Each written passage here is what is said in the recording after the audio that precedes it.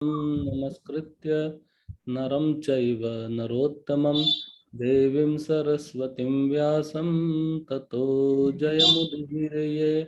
नष्टप्रायेषु अभद्रेषु नित्यं भागवत सेवया भगवती उत्तमश्लोके भक्तिर्भवति नैष्ठिकी।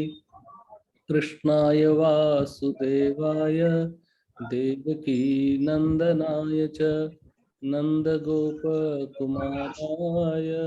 गोविन्दाय नमो नमः।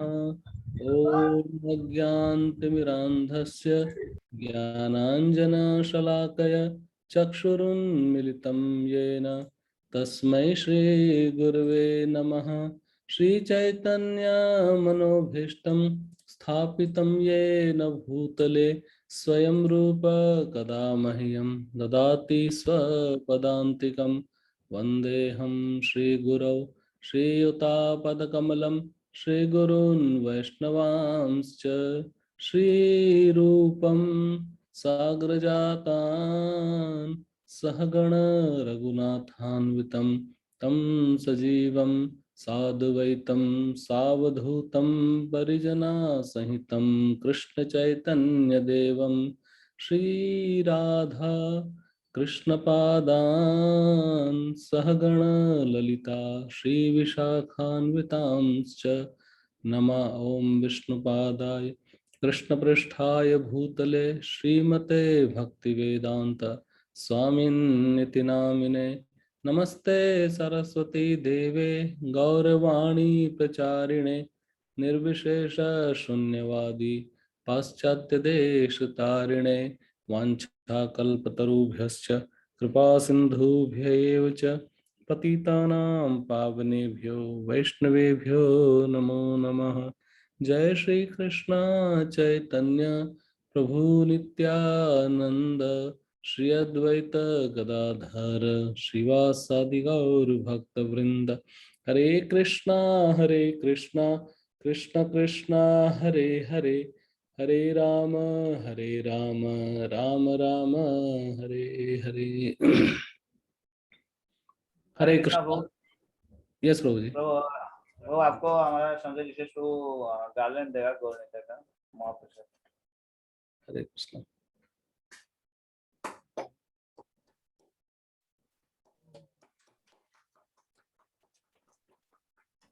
जय श्री महाप्रसादम की जय। हरे कृष्णा। बहुत बहुत धन्यवाद प्रभु जी मेरे पे कृपा करने के लिए। और ये शायद मेरा सौभाग्य है कि मुझे ऐसी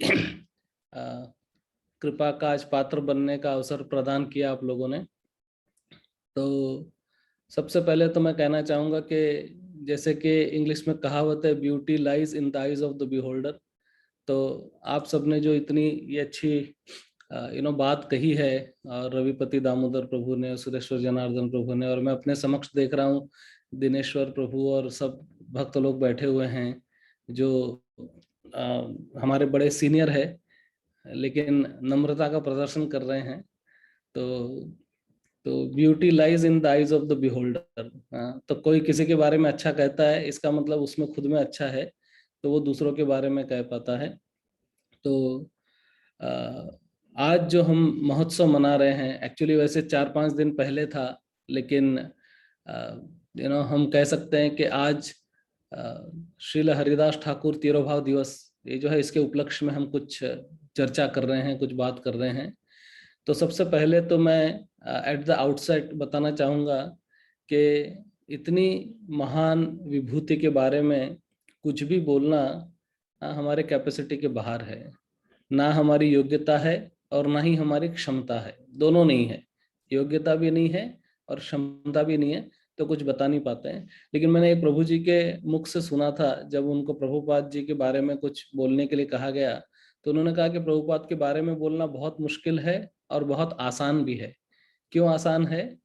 मुश्किल इसलिए है कि हमारी वो योग्यता नहीं है कि हम उनका गुणगान कर सके, और आसान इसलिए है कि उन्होंने इतना कुछ किया है, तो कोई भी व्यक्ति मुकम करोति वाचालम, वो भी बोलना शुरू कर देगा। एक बार बोलना शुरू करेगा तो वैसे ही हरिदास ठाकुर कौन है, ये इसको अगर हम लोग समझ भी पाए तो हमारा भाग्य जो है वो खिल जाएगा। तो शुरुआत के पहले मैं थोड़ा सा बैकग्राउंड बताना चाहूंगा और उसके बाद में हमारा जो मेन चर्चा का विषय होगा वो हरिदास ठाकुर जी के जीवन के बारे में थोड़ा सा और उनके डिपार्चर तिरोभाव के बारे में। ये बहुत ही महत्वपूर्ण भाव है जो देखो एक एक ना एक दिन हम सबको इस दुनिया में से जाना है। जो आया है उसको जाना ही है। तो कैसे जाना है ये हम सीख सकते हैं हरिदास ठाकुर जी से।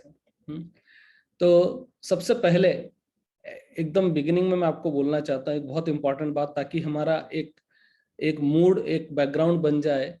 तो चैतन्य महाप्रभु ने ये घोषणा की है कि जो कोई भी श्रील हरिदास ठाकुर के तिरोभाव में भाग लेगा, जो कोई भी हरिदास ठाकुर जी का गुणगान करेगा, जो कोई भी हरिदास ठाकुर जी के गुणगान का श्रवण करेगा, उसकी जिह्वा पर शुद्ध नाम अवश्य आएगा।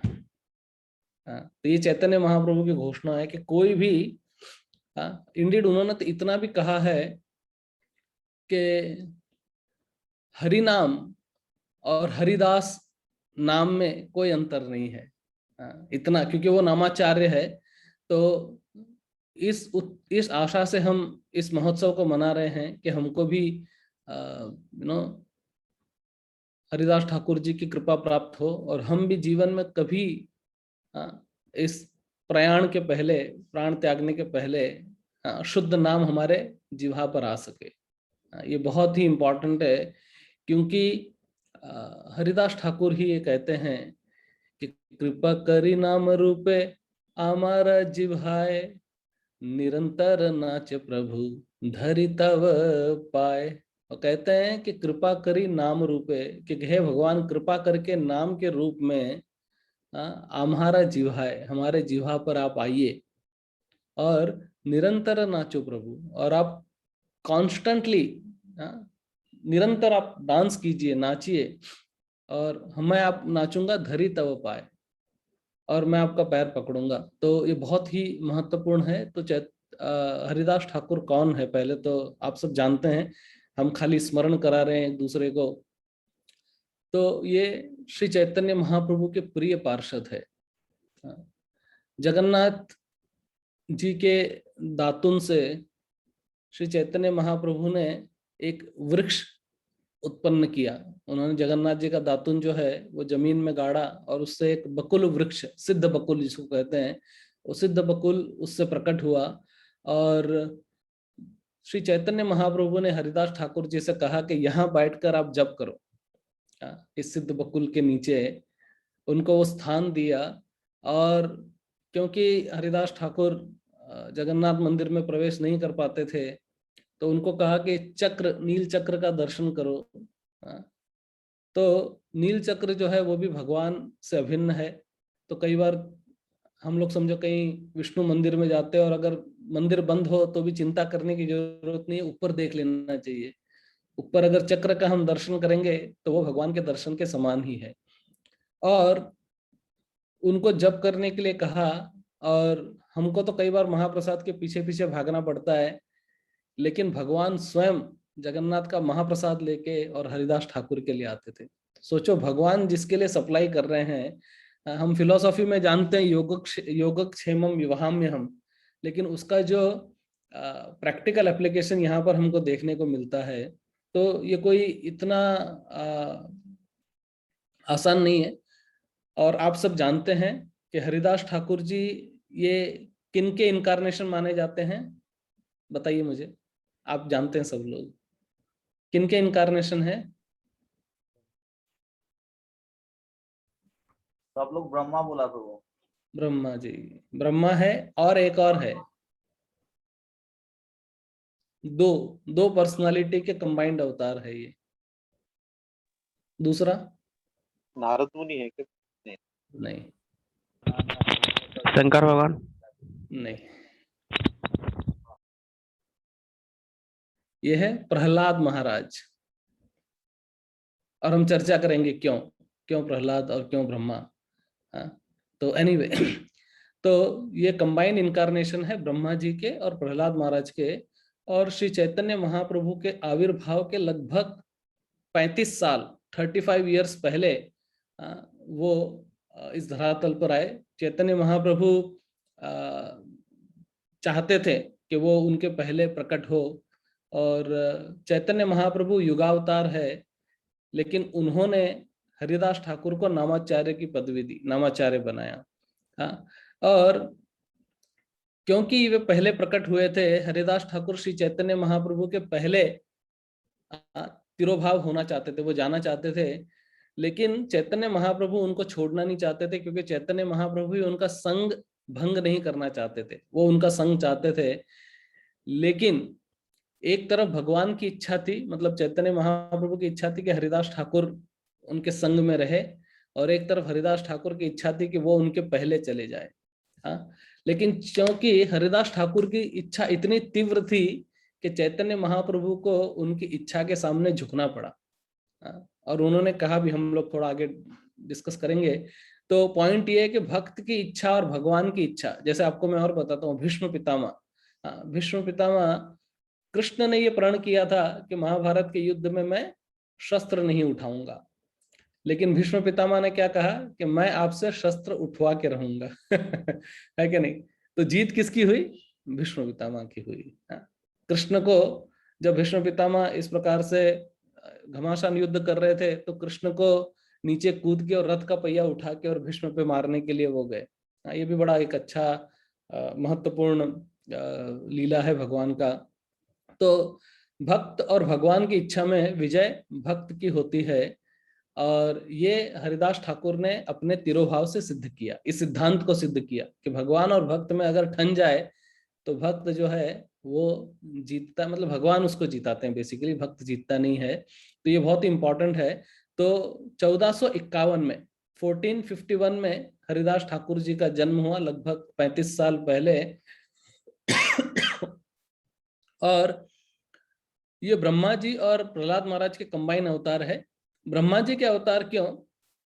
क्योंकि ब्रह्मा जी बुद्धि के बने हुए हैं। आप सब जानते हैं कि ब्रह्मा जी का जो शरीर है वो पूरा केवल ज्ञान से ओतप्रोत है, सिर्फ ज्ञान से बना है। जैसे हमारा शरीर जो है वो पंच धातु से बना होता है, और उसमें मन, बुद्धि और अहंकार होता है, लेकिन बुद्धि केवल ब्रह्मा जी जो है वो बुद्धि से बने हुए हैं। तो कुछ लोग जो कीर्तन को, जप को बुद्धिमत्ता नहीं मानते हैं, तो ये सिद्ध करने के लिए कि बुद्धिमत्ता की जो प्रतिमूर्ति है ब्रह्मा जी, वो स्वयं आके और नाम जप पे इतना फोकस कर रहे हैं, ये एक बताने के लिए। तो जैसे श्रीमद् भागवतम में क्या कहा है, कृष्ण वर्णम तिषा कृष्णम संगोपांगास्त पार्षदम यज्ञ संकीर्तन प्राय यजंती ही सुमेधस। सुमेध मतलब जो इंटेलिजेंट लोग होंगे वो भगवान की आराधना करेंगे। तो कभी कभी लोग को कुछ लोग ऐसे निंदा करते, क्रिटिसाइज करते कि क्या आप खाली बस जप कर रहे हो और कोई बुद्धिमत्ता का काम नहीं कर रहे हो। ये उन लोगों को बताने के लिए ब्रह्मा के रूप में आए। ऑब्वियसली ब्रह्मा जी के रूप में उन्होंने भगवान श्री कृष्ण का अपराध भी किया था। उन्होंने छोटे छोटे बछड़ों को और ग्वालों को चुरा लिया था, तो उसका समाधान करने के लिए भी ब्रह्मा जी हरिदास के रूप में आए। और सबसे बड़े ज्ञानी है ब्रह्मा जी, हमारे संप्रदाय आचार्य, वो हमको बता रहे हैं कि सर्वोच्च क्या है? भगवान का नाम जप। हरे कृष्णा कृष्ण कृष्ण हरे हरे, हरे राम राम राम हरे हरे। और प्रहलाद महाराज क्यों? क्योंकि प्रहलाद महाराज ने सबसे ज्यादा करुणा दिखाई है इस दुनिया के अंदर, है क्या नहीं? प्रहलाद महाराज ने नरसिंह भगवान से कहा था कि जब तक भी इस दुनिया में एक भी पापी तापी है, तब तक, जब तक उसका उद्धार ना हो, तब तक मैं वापस नहीं जाना चाहता। आप मेरे को यहीं पे रहने दो मटेरियल वर्ल्ड में। देखो हम सबका क्या इच्छा होता है, हम लोग जब बात भी करते हैं, डिस्कशन भी जब भक्तों के बीच में चलता रहता है, तो हमारा क्या होता है कि हमारा उद्देश्य है भगवत धाम जाना, है कि नहीं? लेक्चर में भी लोग बोलते जाना है भगवत धाम, टिकट गोलोक धाम टिकट है हरि नाम, और इस तरह से सबका इच्छा रहता है। लेकिन प्रहलाद महाराज क्या कहते हैं कि मैं नहीं जाना चाहता, मैं यहीं पे रहना चाहता हूं कि जब तक सारे लोग नहीं चले जाए, मैं सबको ट्रांसपोर्ट करके और बाद में आऊंगा। तो ये भक्त जो है, ये उसका मूड होता है तो वो कहते हैं कि सारे पापी मेरे बदले में चले जाए और मैं उनके बदले में नरक में चले जाऊंगा। ऐसा कौन सोच सकता है, ये बहुत ही मुश्किल है। तो श्री चैतन्य महाप्रभु ने हरिदास ठाकुर, जो कि ब्रह्मा जी और प्रहलाद महाराज का कंबाइन अवतार है, उनको नामाचार्य की पदवी दी, उनको नामाचार्य को स्थापित किया। और हालांकि हरिदास ठाकुर यवन परिवार में उत्पन्न हुए थे, तो चैतन्य महाप्रभु ये भी बताना चाहते थे कि एक यवन परिवार में उत्पन्न हुआ व्यक्ति भी इतना बड़ा महान व्यक्ति हो सकता है। तो अगर हम लोग हरि नाम का आश्रय न ले, मतलब वो ये बताना चाहते थे कि जो हरि नाम का आश्रय लेगा वो ऐसा बन सकता है, चाहे वो यवन भी क्यों ना हो। तो यदि हम लोग जो हिंदू परिवार में जन्मे हैं, अगर हम लोग हरि नाम का आश्रय ढंग से नहीं लेते हैं तो लानत है हम पर, है कि नहीं। एनीवे, सो बचपन से हरिदास ठाकुर को हरिनाम के प्रति आसक्ति थी। वे हरिनाम लिया करते थे और नेचुरल अट्रैक्शन है, जैसे प्रहलाद महाराज कहते हैं ना कि उनको भगवान के प्रति, भक्ति के प्रति नेचुरल अट्रैक्शन है, कि जैसे जो चुंबक, लोह चुंबक होता है ना, उसके प्रति जो जो लोहे के टुकड़े होते हैं वो स्वतः उसके पास चले जाते हैं। वैसे ही हरिदास ठाकुर को बहुत कुछ लेक्चर सुनने की, देने की ऐसी कुछ जरूरत नहीं थी। ऑटोमेटिकली, कैसे कई बार कुछ लोग भक्त रहते हैं, ऑटोमेटिक उनका हाथ माला झोली में चला जाता है, और कई लोग को बहुत कॉम्प्लेक्स सेमिनार देना पड़ता है खाली इतना सिंपल चीज बोलने के लिए कि chant Hare Krishna and be happy. तो वो इस तरह से वो थे। लेकिन क्योंकि हरिदास ठाकुर एक यवन परिवार में उत्पन्न हुए थे, और यवन परिवार में उत्पन्न होने के बाद हरिनाम ले रहे थे तो उनको दो तरफ से चुनौतियों का सामना करना पड़ा। एक तो यवन लोगों से, और उस समय उनका ही राज था, कि वो लोग कहते थे कि ये हमारा व्यक्ति जो है ये काफिर हो गया है, ये क्यों इस प्रकार से दूसरे धर्म में जाके और उसका नाम ले रहा है ना। और ये धर्म वाले ऐसा सोचते थे कि तुमको किसने अधिकार दिया ये नाम लेने का। उस समय जातिवाद, रूढ़िवाद बहुत कुछ था एक्चुअली। तो उसमें इवन ऐसे कहते हैं कि श्री चैतन्य महाप्रभु के टाइम पे बहुत सारे ऐसे लोग थे, वो कहते थे कि हर कोई भगवान का नाम नहीं ले सकता, केवल ब्राह्मण, और वो भी हर टाइम पे नहीं, एक स्पेसिफिक टाइम पे। जैसे वो एक श्लोक आता है कि स्नानेर समय गोविंद पुंडरीकाक्ष नाम उच्चारण। तो कहते हैं कि केवल जब आप गंगा में स्नान कर रहे हो तभी आपको नाम लेना चाहिए, वो भी कौन सा, गोविंद और पुंडरीकाक्ष, सारे नाम नहीं ले सकते। तो इधर हिंदू जो थे वो उनको दबा रहे थे, ब्राह्मण लोग जो थे वो उन पे प्रेशर डाल रहे थे और कहते थे कि तुम क्या हरिनाम ले रहे हो, ऐसा करके दोनों तरफ से विरोध होता था। लेकिन हरिदास ठाकुर के शरीर पे ब्रह्म तेज इतना था कि दोनों लोग कंफ्यूज हो जाते थे। हिंदुओं को लगता था कि यार ये आदमी, ये इस पे ब्रह्म तेज इतना ज्यादा कैसे है, तो हम लोग ब्राह्मण है या ये ब्राह्मण है। और वो लोग को लगता था कि यार ये गलती से हमारे कौम में पैदा हो गया कि क्या ऐसा करके। तो शुद्धता जो था वो हरिदास ठाकुर का सबसे बड़ा गहना था। तो हमको दूसरा कोई और एक्सटर्नल डेकोरेशन करने की जरूरत नहीं है।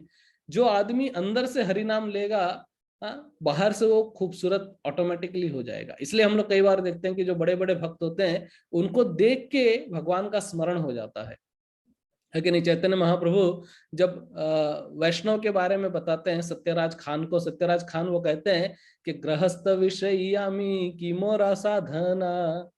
वो कहते हैं कि मैं गृहस्थ हूँ, विषयी हूँ, मुझे क्या करना चाहिए बताओ। तो चैतन्य महाप्रभु कहते हैं कि हरि का नाम लो, कृष्ण की सेवा करो और वैष्णव की सेवा करो। तो कहते हैं हरि नाम तो मुझे पता है, भगवान कृष्ण भी कौन है वो जानता हूँ, लेकिन वैष्णव चीनीबे केमोने, मैं वैष्णव को कैसे पहचानूंगा।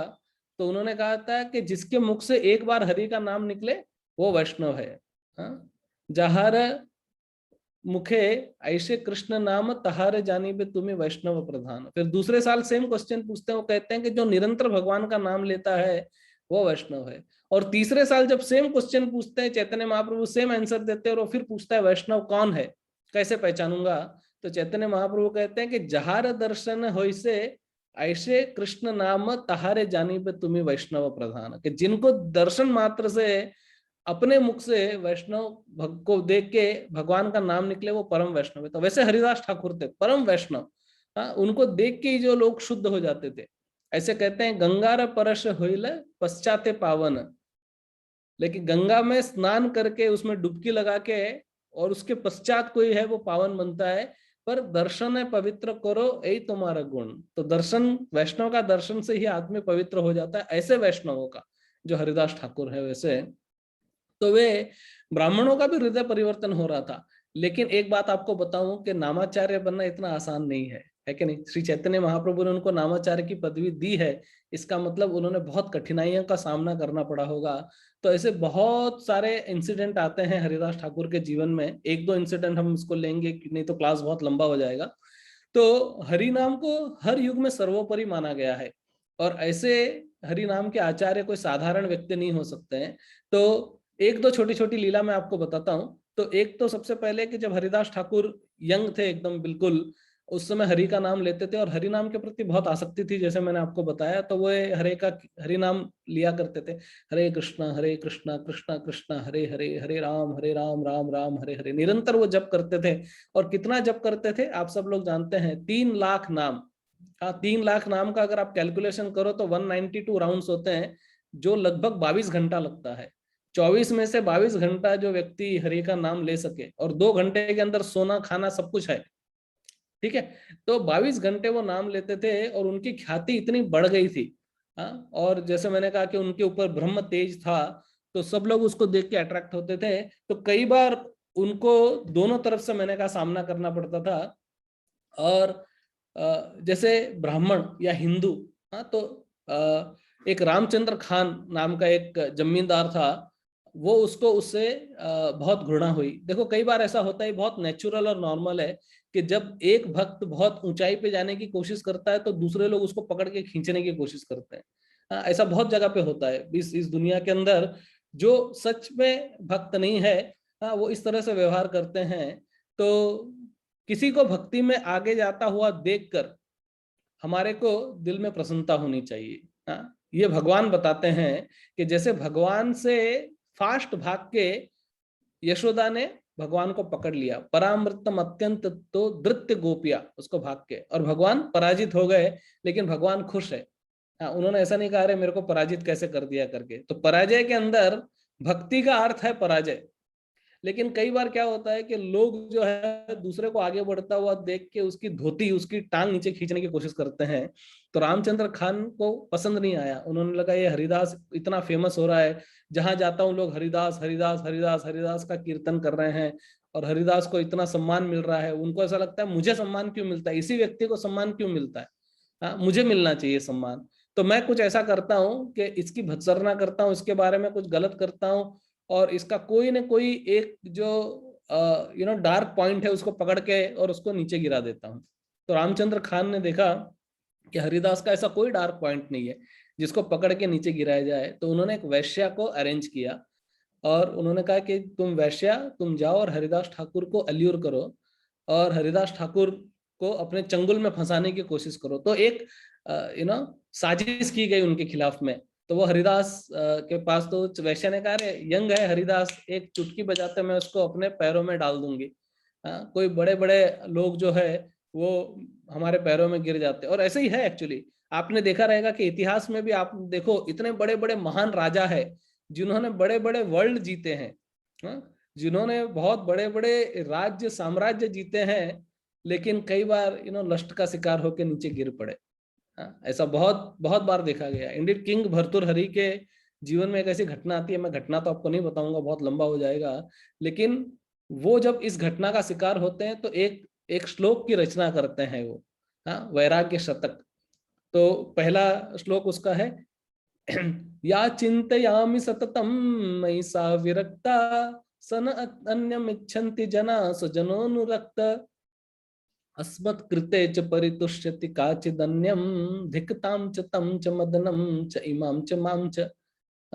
तो वो अपने पत्नी से बहुत आकर्षित रहते हैं, और वो एक साधु उनका भला करने के लिए एक उनको हीरा देता है, वो अपनी पत्नी को देते हैं। पत्नी उनसे प्रेम नहीं करती, किसी और से प्रेम करती है, वो उसको दे देती है। वो आदमी उनसे प्रेम नहीं करता है, किसी और को देता है, और ऐसे करके पूरा का पूरा ये झमेले के अंदर फंस जाते हैं।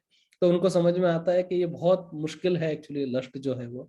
तो उसको ऐशा को लगता है कि अरे हरिदास को तो तुरंत खत्म कर दूंगी मैं। तो वो हरिदास के पास जाती है, और हरिदास क्या करते रहते हैं, जप करते रहते हैं। हरे कृष्णा कृष्णा कृष्णा हरे हरे, हरे राम राम राम हरे हरे, ऐसे। तो वैसे जब उनके पास जाती है और कहती है हरिदास हरिदास, तुम तो संत हो, साधु संत बड़े कृपावान होते हैं, मैं तुमसे एक निवेदन लेके आई हूँ, तुम मुझे खुश करो, सेटिस्फाई करो। तो हरिदास कहते हैं कि ठीक है, मैं तुमको तुम्हारी बात मानूंगा, पर मैंने एक प्रण लिया है। मुझे मेरा नाम जप जो है वो पूरा करना है, तो 10 लाख नाम जो है वो मैंने लेने का निश्चय किया है। तो अभी मेरा नाम जब खत्म नहीं हुआ है, तुम इधर मेरे पास बैठो, जब पूरा नाम जब खत्म हो जाएगा तो तुम्हारे साथ में आ जाऊंगा। तो वो वैश्या बैठी रही पूरी रात भर, क्योंकि वैश्या रात में उनके पास गई थी, तो रात में सोए नहीं हरिदास ठाकुर। सुबह तक ब्रह्म मुहूर्त के बाद भी जब करने लगे। तो वैश्या फिर उसका टाइम खत्म हो गया, रात उसका नाइट ड्यूटी था। तो नाइट ड्यूटी खत्म करके अपना जाने लगी। बोले हरिदास, तो बोले अरे क्या करूं, आई एम सॉरी, मेरा जब खत्म नहीं हुआ, लेकिन तुम कल जरूर आना, मैं तुम्हारे को कल सेटिस्फाई करूंगा। तो वो वापस आती है, वो कहती है देखो कल तो तुमने मुझे ऐसे खाली हाथ भेज दिया था, आज मैं एक्सपेक्ट करती हूँ कि तुम मेरा भला करोगे, ऐसा करके। हरिदास ने कहा इधर बैठो तुलसी महारानी के पास में, और मेरा जब खत्म होगा तब मैं कर दूंगा, मेरा हुआ नहीं था जब खत्म, मैं क्या करूँ, ऐसा करके। तो दूसरे दिन भी, दूसरी रात भी वो चैंटिंग करते हैं, पूरी रात चैंटिंग चल रहा है, और वैश्या उसको सुनते रहती है। और सुबह फिर उठ के वो वापस चली जाती है, उसका नाइट ड्यूटी पूरा होता है। फिर तीसरे दिन बड़े गुस्से में आती है वो, और कहती है कि देखो 2 दिन से तुम मेरे को झांसा दे रहे हो। तो हरिदास कहते हैं कि चिंता मत करो, एक्चुअली मेरे को ऐसा लगा था कि कल रात को मेरा चैंटिंग खत्म हो जाएगा, लेकिन मेरा चैंटिंग खत्म नहीं हुआ। अभी मैं क्या करूं, आप एक काम करो, आप बैठो, और आज मेरा चैंटिंग निश्चित रूप से खत्म हो जाएगा, और फिर मैं आपके साथ में संग करूंगा। ऐसा करके उन्होंने वैश्या को बिठा दिया। वैश्या बैठी, और हरिदास जो है शुद्ध भक्त, शुद्ध हरि नाम ले रहे हैं, हरे कृष्णा कृष्णा कृष्णा हरे हरे, हरे राम राम राम हरे हरे। और ये शुद्ध नाम जब 3 दिन कंटिन्यूस उस वैश्या ने सुना, तो क्या होगा, नित्य शुद्ध कृष्ण प्रेम साध्य कबू नोय, श्रवण आदि सिद्ध चुत्ते करिए उदय। तो सिद्ध चित्त, अपना शुद्ध चित्त से उस वैश्या ने एक शुद्ध भक्त के नाम से शुद्ध हरि नाम को सुना। तो उसका असर क्या हुआ कि अंदर जो हरि का नाम था वो फूट के बाहर आ गया उसके, और वैश्या भी हरिदास के साथ में चैंटिंग करने लगी, हरे कृष्णा कृष्णा कृष्णा हरे हरे, हरे राम राम राम हरे हरे, हरे कृष्णा कृष्णा कृष्णा हरे हरे, हरे राम राम राम हरे हरे। और तब हरिदास ने कहा कि चलो मेरा जब पूरा हो गया, बोलो अब तुमको क्या चाहिए। और वैश्या बिल्कुल एकदम उनके पैरों में गिर पड़ी और बोली कि स्वामी, नो, आप मुझे माफ कीजिए, मैं गलत इरादे से आपके पास आई थी, रामचंद्र खान ने मुझे भेजा था, लेकिन आपने मुझे शुद्ध कर दिया, तो आप बताइए मेरे लिए क्या आज्ञा है। हरिदास ने कहा मुझे तो पहले से ही मालूम था वो क्या करने वाला है मेरे खिलाफ, लेकिन मैं उसके लिए नहीं, तुम्हारे लिए यहाँ 3 दिन और रुका था, नहीं तो पहले दिन ही मैं चले जाता था जब मुझे पता चला कि तुम मेरे पास में आने वाली थी, लेकिन मैं तुम्हारा भला करना चाहता था, इसके लिए मैं वहां पे रुका। तो माया देवी साक्षात आई हरिदास ठाकुर का परीक्षा लेने के लिए, लेकिन हरिदास ठाकुर ने उनको भी भक्त बना दिया। तो उनको कहा कि जितनी तुमने संपत्ति कमाई है वो सब ब्राह्मणों में दान दो, इधर तुलसी महारानी के पास आओ, और इधर बैठ के तुम जप करो। और वो इतनी बड़ी वैष्णवी हुई कि उसका दर्शन करने के लिए पूरा बेनापोल, पूरा गांव जो है, वो उधर आता था, और वो वैष्णवी भी 22 घंटे चैंटिंग करती थी हरिदास ठाकुर के जैसे। सोचो कितना हरिदास ठाकुर ने उसको बना दिया। तो जब और फेमस हरिदास ठाकुर हो गए तो और लोगों को गुस्सा आने लगा ना। कई बार ऐसा होता है कि अगर सर्प को आप विष, मतलब दूध पिला रहे हो, तो वो दूध और ज्यादा विष में कन्वर्ट होते जाता है, जितना ज्यादा दूध पिलाओगे उतना ज्यादा विष बनेगा। तो इनका फेम बढ़ा, तो लोगों के मन में और घृणा आ गई। तो वहां पे एक काजी था, तो उस काजी ने देखा कि इतने सारे लोग जो है इस काफिर को फॉलो कर रहे हैं, इनके बहुत ज्यादा फॉलोवर बढ़ गए हैं। अभी तो लोग फेसबुक पे अपने फॉलोवर बढ़ाते रहते हैं, उस समय उनके बहुत फॉलोवर बढ़ गए थे हरिदास जी के। तो उन्होंने उनके खिलाफ में कंप्लेंट की नवाब हुसैन शाह से जाके, और नवाब से कहा कि देखो ये बहुत ही गलत कार्य कर रहा है, ये हमारे लोगों को भटका रहा है, और अगर ऐसा ही चलता रहा तो हमारे लिए बहुत बड़ा खतरा उत्पन्न कर सकता है आगे जाके, तो इसको अरेस्ट किया जाए। तो तुरंत अरेस्ट वारंट इश्यू किया, उनको अरेस्ट किया, उनको पकड़ के और जेल में लेके गए। जब जेल में लेके गए तो वहां पे कुछ और ऐसे भक्त लोग थे जिनको पकड़ के जेल में डाला हुआ था, और वो सारे भक्त लोग हरिदास के सामने और प्रार्थना करने लगे कि अरे अभी आप आ गए हो, हमारे को बचाओ, हमारे को बचाओ। तो हरिदास कहते हैं कि मैं भगवान से प्रार्थना करता हूँ कि आप इसी स्थिति में रहो, तो वो बेचारे कंफ्यूज हो जाते हैं, बोलते हैं अरे हम लोग जेल के अंदर मर रहे हैं और तुम कहते हो इसी स्थिति में रहो हमको निकालने के बदले। तो कहते हैं नहीं, मैं इसलिए कह रहा हूँ क्योंकि इस स्थिति के अंदर तुम लोग भगवान का नाम ले पा रहे हो। जेल से छूट के बाहर जाओगे तो कृष्ण भूलिया जीव भोग वांछा करे, निकटस्थ तारे माया झपटिया धरे, भूलिया तुम्हारे संसारे आसिया। तो क्या होगा कि भूली नु तुम्हारे हरि, बाहर निकलूंगा। मेरी मम्मी ये गाना सुनाती है मेरे को कि मात गर्भ विच कौल कियो के भजू मुरारी रे, जन्म होयो बाहर आयो बन्यो खिलाड़ी रे, के मनवा अब दुख पासी रे। वो खिलाड़ी बन जाता है। बोलते हैं जननी जठरे छिलाम जखोन, विषम बंधन पाशे, एक बार प्रभु देखा दिया मोरे, वांछिले दिन दासे। हरिदास ठाकुर कहते हैं कि माता के गर्भ में बहुत तड़प रहा था मैं, एक बार आपने मेरे को दर्शन दिया, बाद में आप कहाँ चले गए।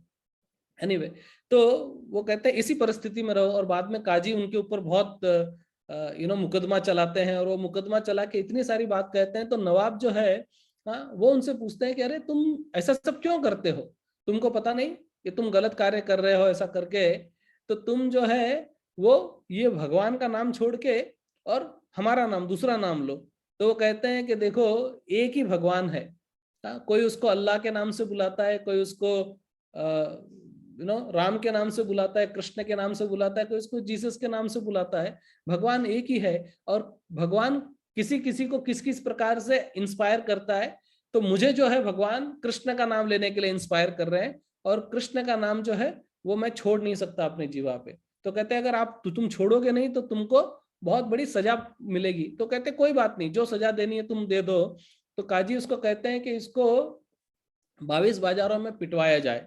हाँ, तो उस समय ऐसी प्रथा थी कि पब्लिक के सामने कोड़ों से मारा जाता था। हाँ, कोड़ों से मारते थे, और जल्लाद होते थे, वो जल्लाद लोग वो कोड़ों से मारते थे। और ऐसा रिकॉर्ड था कि कोई भी कोड़ों से मारने के बाद में जनरली 2 मार्केट बाजार में, 2 बाजार से ज्यादा टिक नहीं पाता था। या तो वो मर जाता था 2 बाजार के में पिटने की वजह से, या फिर वो एक्सेप्ट कर लेता था जो उनसे एक्सेप्ट करवाया जाता था। तो हरिदास ठाकुर को भी उन लोगों ने मारना शुरू किया। तो जब मार रहे थे उसको, तो हरिदास ठाकुर क्या कर रहे थे, हमारे को जैसे प्रभुपाद जी कई बार एग्जांपल देते हैं कि हम लोग हरे कृष्ण महामंत्र का जप करते हैं, ये तो तोते को भी पढ़ाया जा सकता है। जो पैरेट होता है, पैरेट को भी पढ़ाया जा सकता है। लेकिन अगर हरिनाम में पूर्ण श्रद्धा नहीं है, तो कोई शिकारी जब आके पैरेट का गला दबाता है तो वो हरे कृष्णा बोलने के बदले काव काव काव काव चिल्लाएगा। तो वैसे ही जब माया हमारे पे अटैक करेगी तो हमारे मुंह से हरिनाम निकलेगा नहीं निकलेगा मालूम नहीं है। लेकिन हरिदास ठाकुर क्या कर रहे थे, जब उनको कोड़े पड़ रहे थे तो उन कोड़ों के अंदर उनका हरिनाम निकल रहा था, हरे कृष्णा कृष्णा कृष्णा हरे हरे, हरे राम राम राम हरे हरे।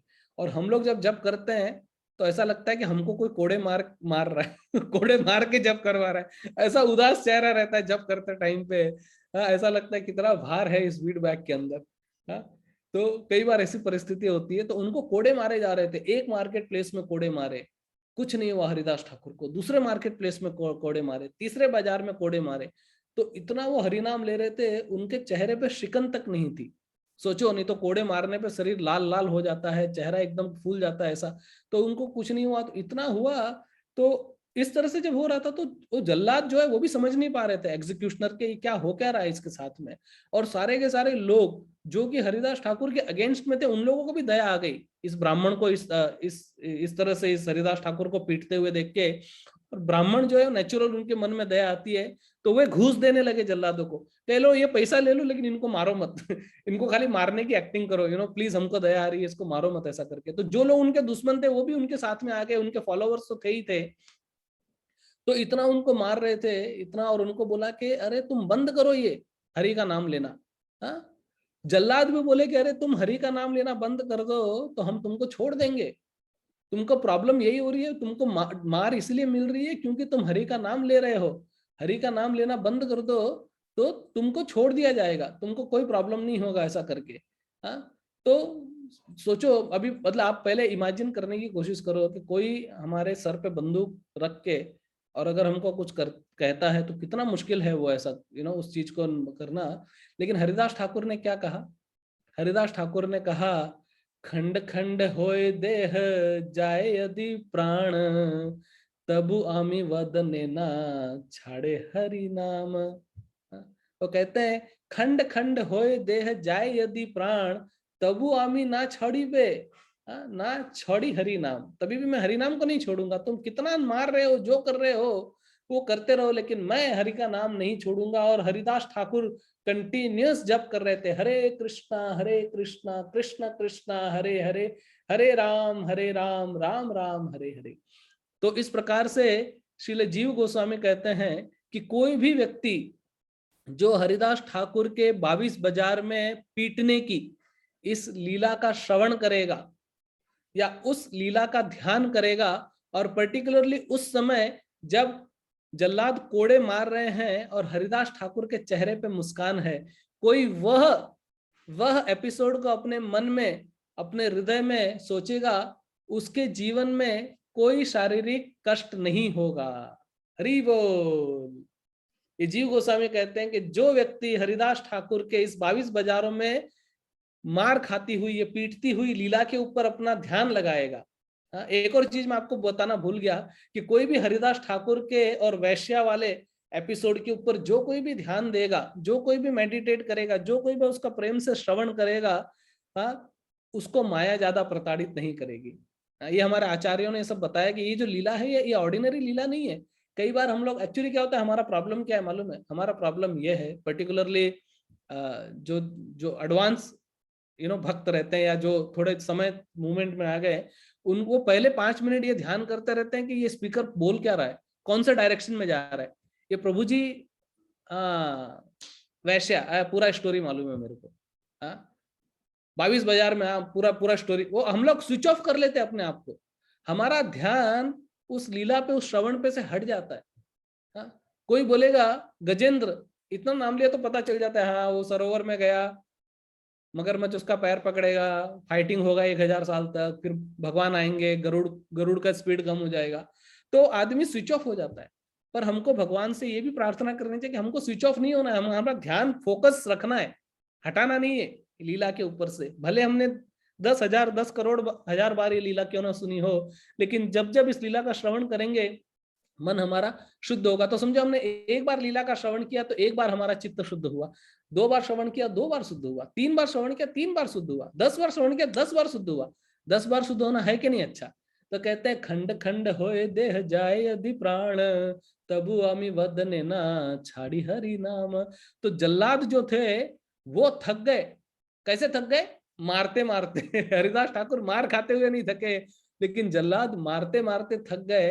बाहरी रूप से, शारीरिक रूप से थक गए और आंतरिक रूप से हताश हो गए। क्यों हताश हो गए? क्योंकि उनको अभी 22 बाजार तक पहुंच गए वो लोग, और उनको ऐसा लगा कि अगर हरिदास ठाकुर अगर मरते नहीं है तो क्या होगा, हम लोग को मरना पड़ेगा, है ना।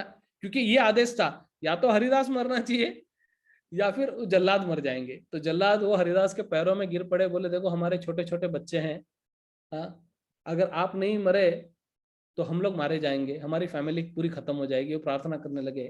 तो हरिदास ठाकुर ने क्या की, उन्होंने एक ऐसा चमत्कार किया कि वो समाधि में चले गए। तो ऐसे समाधि में चले गए कि ऐसा प्रतीत हो रहा था कि हरिदास ठाकुर ने अपने प्राण त्याग दिए।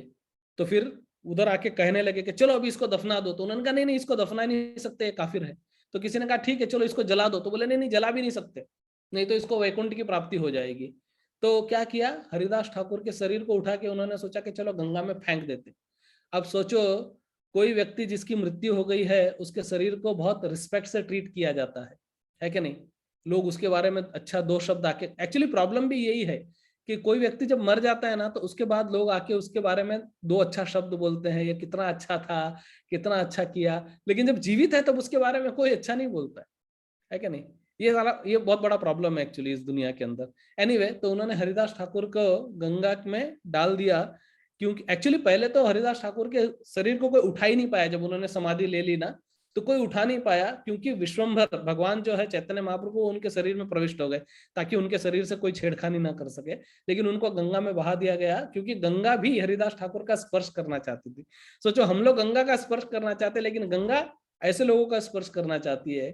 तो किसी ने गंगा को जब धरती पर लाया गया तो उन्होंने पूछा कि सारे पापी तापी आके मेरे में स्नान करेंगे और अपना पूरा पाप मेरे अंदर डाल के जाएंगे, मैं पवित्र कैसे होंगी? तो भगवान ने कहा कि जब कोई शुद्ध भक्त आके तुम्हारे पानी में स्नान करेगा तब तुम शुद्ध हो जाओगी।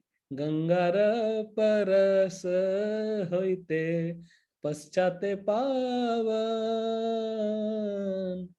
दर्शने पवित्र करो ये तो मारा गुण। एनीवे, हरिदास ठाकुर को नदी में बहा दिया जाता है और फिर हरिदास ठाकुर थोड़े टाइम के बाद नदी के दूसरे छोर से बाहर आते हैं, जप करते हुए हरे कृष्णा कृष्ण कृष्ण हरे हरे, हरे राम राम राम हरे हरे। तो इतना बड़ा चमत्कार लोग देख के एकदम आश्चर्यचकित हो जाते हैं कि अरे, हरिदास ठाकुर 22 बाजारों में पीटने के बाद भी मरे नहीं और हरिदास ठाकुर जो है वो जीवित रहे। तो ब्राह्मण देख के बड़े आश्चर्यचकित हो जाते हैं और उनके पैरों में गिर जाते हैं, और नवाब जिन्होंने सजा सुनाई थी वो आश्चर्यचकित हो जाते हैं और वे आके कहते हैं कि तुम कोई साधारण इंसान नहीं हो, तुम तो जिंदा पीर हो, तुम तो मतलब अल्लाह के बंदे हो, पीर हो, ऐसा करके। और हरिदास ठाकुर को कहते हैं कि जाओ तुम जप करो करके, उनको फ्री वो दे देते हैं। तो हरिदास ठाकुर की ख्याति इतनी बढ़ जाती है, लेकिन हरिदास ठाकुर वो ख्याति से दूर भागते। अच्छा, एक और स्टोरी है इसके पीछे कि हरिदास ठाकुर को क्यों 22 बाजार में मारने के बाद भी इतना दर्द नहीं हुआ या फिर कुछ हुआ नहीं उनको, वो मरे क्यों नहीं? क्योंकि चैतन्य महाप्रभु उनके शरीर पे आच्छादित हो गए थे। ये चैतन्य महाप्रभु महाप्रकाश लीला में बताते हैं। तो कभी अगर महाप्रकाश लीला हमको कहने का मौका मिलेगा तो हम उसमें आपको बताएंगे। लेकिन हरिदास चैतन्य महाप्रभु हर एक भक्त का जब ग्लोरिफिकेशन करते हैं तो उसमें वो कहते हैं कि हरिदास, ओ हरिदास, क्या आपको याद है कि आपको 22 बाजारों में पीटा जा रहा था और आपको पीटते हुए देख के और मैं वहां पर आया और मैंने अपना सुदर्शन निकाल के उन जल्लादों को मारना चाहा, लेकिन तुम्हारे में इतनी करुणा थी कि मेरा सुदर्शन मेरे हाथ से निकला ही नहीं बाहर। हाँ, और फिर मैंने देखा कि मैं इन जल्लादों को मार नहीं सकता, तो हरिदास को बचाना चाहता हूं, तो मैंने अपने आप को, अपने शरीर को तुम्हारे शरीर पे ढक दिया और सारे कोड़े जो है वो उन्होंने मुझे मारे। और ये देखो, चैतन्य महाप्रभु अपना पूरा बैक बताते हैं जो छलनी हो जाता है ऐसा करके, और हरिदास ठाकुर फिर वहां पे रोते हैं एक्चुअली उनके सामने कि चैतन्य महाप्रभु ने उनको बचाया। एनीवे, तो उनको बहुत ख्याति मिलती है, तो वो वहां से निकल के फूलिया आ जाते हैं और वो वहां पे फूलिया में जाके और वहां पे रहते हैं। तो कई बार कुछ लोग उनसे पूछते हैं कि आप इतने बड़े भक्त हो तो आपको इतनी बड़ी सजा क्यों मिली? कई बार ऐसा होता है ना कि कई बार कुछ कुछ भक्तों को बहुत बड़ी सजा मिल जाती है, तो कहते हैं कि किस कारण तुमको ये सजा मिली? तो हरिदास ठाकुर दोष नहीं देते भगवान को या किसी और को दोष नहीं देते या उन जल्लादों को या नवाब को दोष नहीं देते। वो कहते हैं कि मैंने एक बार अपने कानों से वैष्णव निंदा सुनी थी और उस वैष्णव निंदा सुनने की वजह से मुझे ये दंड मिला। तो सोचो, वैष्णव निंदा और हरिनाम निंदा का ये परिणाम होता है, महापरिणाम होता है। तो इसके लिए बहुत इंपॉर्टेंट है। हालांकि हरिदास ठाकुर जैसे भक्त पे कोई प्रारब्ध कर्म या कोई कर्म के सिद्धांत लागू नहीं होते। शास्त्रों में तो इतना कहा गया है कि अहो बत्सो पाचो च गरियान यह जिह्वाग्रे वर्तते नाम तुभ्यम, कि अगर जो कोई भी गिरे से गिरा व्यक्ति, चांडाल व्यक्ति भी अगर भगवान के नाम का आश्रय ले लेता है तो वो तर जाता है। तो फिर हरिदास ठाकुर की तो बात क्या है। तो उन्होंने वैश्या का उद्धार किया, उन्होंने इन नवाब जल्लादों का इनका उद्धार किया। एक और छोटी सी घटना है जिसमें मैं आपको बताता हूँ कि एक बार हरिदास ठाकुर कहीं पे जाते हैं तो वहां पे एक सपेरा, स्नेक चार्मर, वो वहां पे सांपों को अपना कुछ खेल करते रहता है और उसके सांप वासुकी का आह्वान करके वो सांप वहां पे करते रहते हैं। लेकिन उस दिन जब हरिदास ठाकुर उसके पास जाते हैं तो वो कालिया कृष्ण का गीत गाता है कि किस प्रकार से कृष्ण कालिया पे नृत्य कर रहे हैं। तो केवल इतना सुन के कि किस प्रकार कृष्ण कालिया पे नृत्य कर रहे हैं और उन नागों को देख के हरिदास ठाकुर को भगवान का स्मरण हो पाता है और हरिदास ठाकुर आवेश में चले जाते हैं और उस आवेश के अंदर वो नृत्य करने लगते हैं। तो जब नृत्य करते हैं तो सारे के सारे लोग आके उनके चरण पड़ते हैं और सपेरा जो है वो भी हरिदास ठाकुर को दंडवत प्रणाम करता है। तो ये देख के एक ब्राह्मण को लगता है कि मैं भी ऐसा डांस करूंगा, इमिटेशन करूंगा तो मुझे भी लोग प्रणाम करेंगे। देखो, यही प्रॉब्लम होता है कि जब तक हमारे हृदय के अंदर भक्ति नहीं है, हम उसका आडंबर करेंगे ना तो मात खा जाएंगे। तो आडंबर नहीं करना चाहिए। तो वो आके आडंबर करने लगा। तो सपेरे ने क्या किया, सपेरे ने लकड़ी चप्पल से उसको मारा। तो फिर उसके चेलों ने पूछा कि अरे ये हरिदास, मतलब इसने जब डांस किया तो इसको तो तुमने कुछ बोला नहीं, और इसको डांस किया तो इसको मारा। तो बोला इसके अंदर सच्ची भक्ति है, इसके अंदर नहीं है। तो सपेरा भी पहचान लिया कि हरिदास ठाकुर जो है, तो जब सच्ची भक्ति होती है, जैसे भक्ति सिद्धांत सरस्वती ठाकुर के गुरु गौर किशोरदास बाबा जी उदाहरण देते हैं कि जब कोई महिला गर्भवती होती है, प्रेग्नेंट होती है, तो चिल्लाती है। जब उसको बच्चा पैदा होने वाला होता है तो चिल्लाती है, क्योंकि उसको लेबर पेन होता है, तो कुछ न कुछ बाहर आने वाला है, इसलिए पेन हो रहा है, और फिर बच्चा पैदा होता है। ठीक है। लेकिन कोई औरत है जो प्रेग्नेंट नहीं है, और वो खाली चिल्लाए दर्द के, तो उससे कुछ फायदा कुछ आने वाला है क्या? कुछ नहीं आने वाला है। So when A lady is pregnant and she cries, she shouts, something is going to come out. But कोई व्यक्ति जिसके गर्भ में बच्चा नहीं है, वो चिल्लाएगी तो क्या होने वाला है? तो जो भक्ति है तो वो ऑटोमेटिक भगवान उसको बाहर लेके आते हैं, और जो ऐसा करेगा तो एनीवे उच्च स्वर में कीर्तन करते थे हरिदास ठाकुर। तो एक विद्वत सभा के अंदर लोग कहने लगे कि तुम इतना चिल्ला चिल्ला के क्यों करते हो? ये इतना चिल्ला के भजन करने की क्या जरूरत है? धीरे धीरे करो, मन में करो। ऐसा करके कई लोग ऐसा बोलते हैं ना, बोलते हैं अरे प्रभु जी बोलने का नहीं, मन में करने का, मन में सब कुछ ऐसा चल रहा है ऐसा करके। तो कुछ लोग तो इंडियड आके इस प्रकार से बोलते थे कि देखो अभी चतुर्मास चल रहा है, जैसे अभी करंटली राइट नाउ हम लोग चतुर्मास में ही है, राइट, तीसरे महीने में चतुर्मास के। तो चतुर्मास चल रहा है, और चतुर्मास में भगवान जो है वो शयन करते हैं, निद्रा करते हैं, और तुम चिल्ला चिल्ला के भगवान को उठा रहे हो। कितना बड़ा अपराध कर रहे हो। उसको ऐसा लगता था हरिदास ठाकुर के चिल्लाने से विष्णु उड़ जाएंगे। जैसे अभी पार्श्व एकादशी गई 4-5 दिन पहले, तो पार्श्व एकादशी पे विष्णु जो है वो करवट बदलते हैं। तो वो देवशयनी एकादशी पे सो जाते हैं और उत्थान एकादशी पे उठते हैं। तो ये चतुर्मास में भगवान जो है वो उनके सोने का टाइम होता है, तो बोले उठ।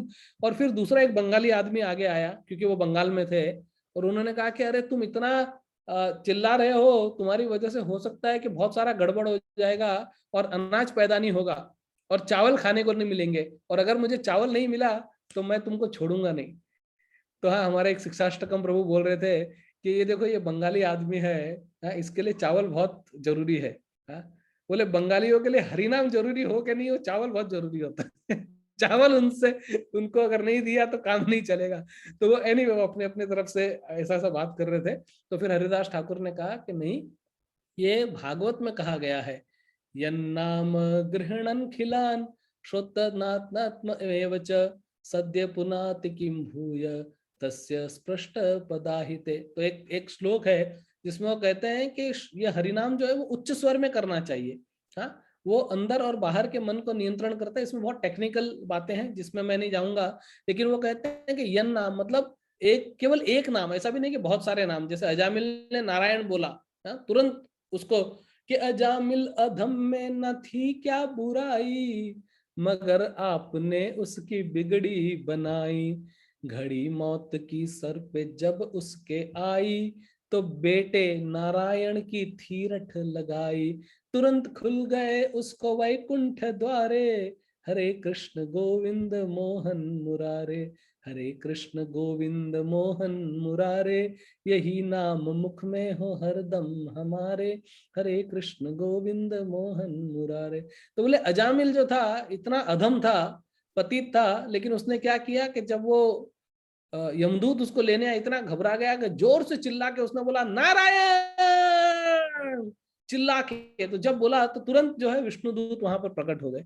उसी प्रकार से बहुत सारे जो अलग अलग भक्त है, जिनको भगवान ने हरि का नाम के आधार पर बचाया। एक नाम केवल लिया, द्रौपदी ने एक नाम लिया, प्रहलाद महाराज ने भगवान का नाम लिया। तो कहते हैं कि लिया हाथ में दैत्य ने जब की खंजर, और कहा पुत्र से है कहाँ तेरा ईश्वर। सो प्रहलाद ने याद की आह भर कर, दिखाई पड़ा उसको खंबे के अंदर, के है नरसिंह के रूप में राम प्यारे, हरे कृष्ण गोविंद मोहन मुरारे, हरे कृष्ण गोविंद मोहन मुरारे, यही नाम मुख में हो हरदम हमारे, हरे कृष्ण गोविंद मोहन मुरारे। तो ये बहुत ही महत्वपूर्ण है। तो कि एक नाम लेने से अजामिल का उद्धार हो गया। और ग्रहणन, ग्रहणन का मतलब होता है लेना। मतलब ऐसा नहीं कि नाम लिया उसके बाद उद्धार हुआ, नाम लेते लेते ही उद्धार हो जाता है। हाँ, आपने नाम ले रहे हैं, उस नाम के अंदर ही, जैसे ऐसे कहते हैं कि ऐसा नहीं है कि भागवत सुनने के बाद में कोई शुद्ध होगा। हाँ, भागवत सुनते सुनते ही, मतलब भागवत सुनना ही भक्ति है, हरि नाम लेना ही भक्ति है। और अखिलन, अखिलन मतलब कोई भी लोग ले सकते हैं, और केवल भगवान की महिमा सुनने से ही जो है वो उसका उद्धार हो जाएगा, और इमीडिएटली इमीडिएटली जो है वो हो जाएगा। और पवित्र नाम का श्रवण करने वाला पवित्र नाम का जप करने वाले के समान पवित्र हो जाता है। देखो इतना इतना ये महत्वपूर्ण है कि कोई शुद्ध नाम सुनता है तो शुद्ध नाम लेने वाला पवित्र हो जाता है, सुनने वाला भी पवित्र हो जाता है। कोई व्यक्ति भागवत कहता है, कहने वाला पवित्र हो जाता है, सुनने वाला पवित्र हो जाता है। ये हमारा इतना अच्छा पद्धति है ऐसा करके। तो एक ब्राह्मण उन पे चिल्लाया कि तुम हरि, मतलब वो हरि नाम के ऊपर चर्चा हो रही थी। मैं ये एपिसोड नहीं लूंगा एक्चुअली, बट मैं अभी, मेरे को एक दीजिए आप, थोड़ा सा 10-15 मिनट जो हमारे पास में है, मैं चाहता हूं कि इसमें हम ये जो हरिदास ठाकुर के तिरोभाव का जो एपिसोड है उसके ऊपर अभी हम चर्चा करते हैं थोड़ा सा। तो श्री चैतन्य चरितामृत के अंदर कविराज गोस्वामी कहते हैं, नमामि हरिदासं तं चैतन्यं तं तच्च प्रभुं संस्थितम् अपि यन्मूर्तिं स्वांके कृत्वा नानार्थय। वो कहते हैं, मैं श्री चैतन्य महाप्रभु को प्रणाम करता हूँ। All glories to Shri Chaitanya Mahaprabhu, जो कि बहुत कृपावान है, और जो अद्वैत आचार्य और नित्यानंद प्रभु इनके ऊपर भी कृपा करते हैं, और जो हरिदास ठाकुर के शरीर को उठा के और जिन्होंने नृत्य किया था। तो घटना ऑब्वियसली आप सबको पता होगी, लेकिन जैसे मैंने कहा है कि हमको भगवान की लीला जो है उसका श्रवण जितनी बार करें उतनी बार हमारे जो है वो चित्त शुद्ध होगा। तो बेसिकली ऐसे ऐसे वर्णन आता है कि हरिदास ठाकुर बहुत वृद्ध हो चुके हैं, और बहुत फिजिकल उनमें कोई इस प्रकार से कोई शक्ति नहीं है, लेकिन वो हरि नाम का जप कर रहे हैं कंटिन्यूअस, हरे कृष्णा कृष्ण कृष्ण हरे हरे, हरे राम राम राम हरे हरे। तो एक दिन की बात है, वंस अपॉन ए टाइम। तो कविराज गोस्वामी कहते हैं, एक दिन गोविंद महाप्रसाद लेन हरिदासे दीते गेला आनंदित होय। और क्योंकि आप सब बांग्लादेशी हो, आपको तो डायरेक्ट बंगाल में समझता है, इसलिए मैं बहुत ज्यादा एक्सप्लेनेशन नहीं दूंगा। लेकिन एक दिन गोविंद जो है भगवान का महाप्रसाद लेके हरिदास ठाकुर के पास में गए, और उन्होंने कहा, देखे हरिदास ठाकुर करी अच्छे शयन, मंद मंद करी अच्छे संख्या संकीर्तन। तो क्या वो शयन कर रहे हैं, लेकिन धीरे धीरे मन में वो अपना जप भी करते जा रहे हैं। तो गोविंद ने कहा कि उठो आसी करो भोजन।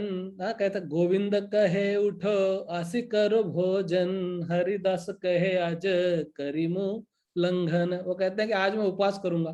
तो कहते हैं क्यों उपवास करूंगा? तो कहते हैं कि I have not finished my chanting.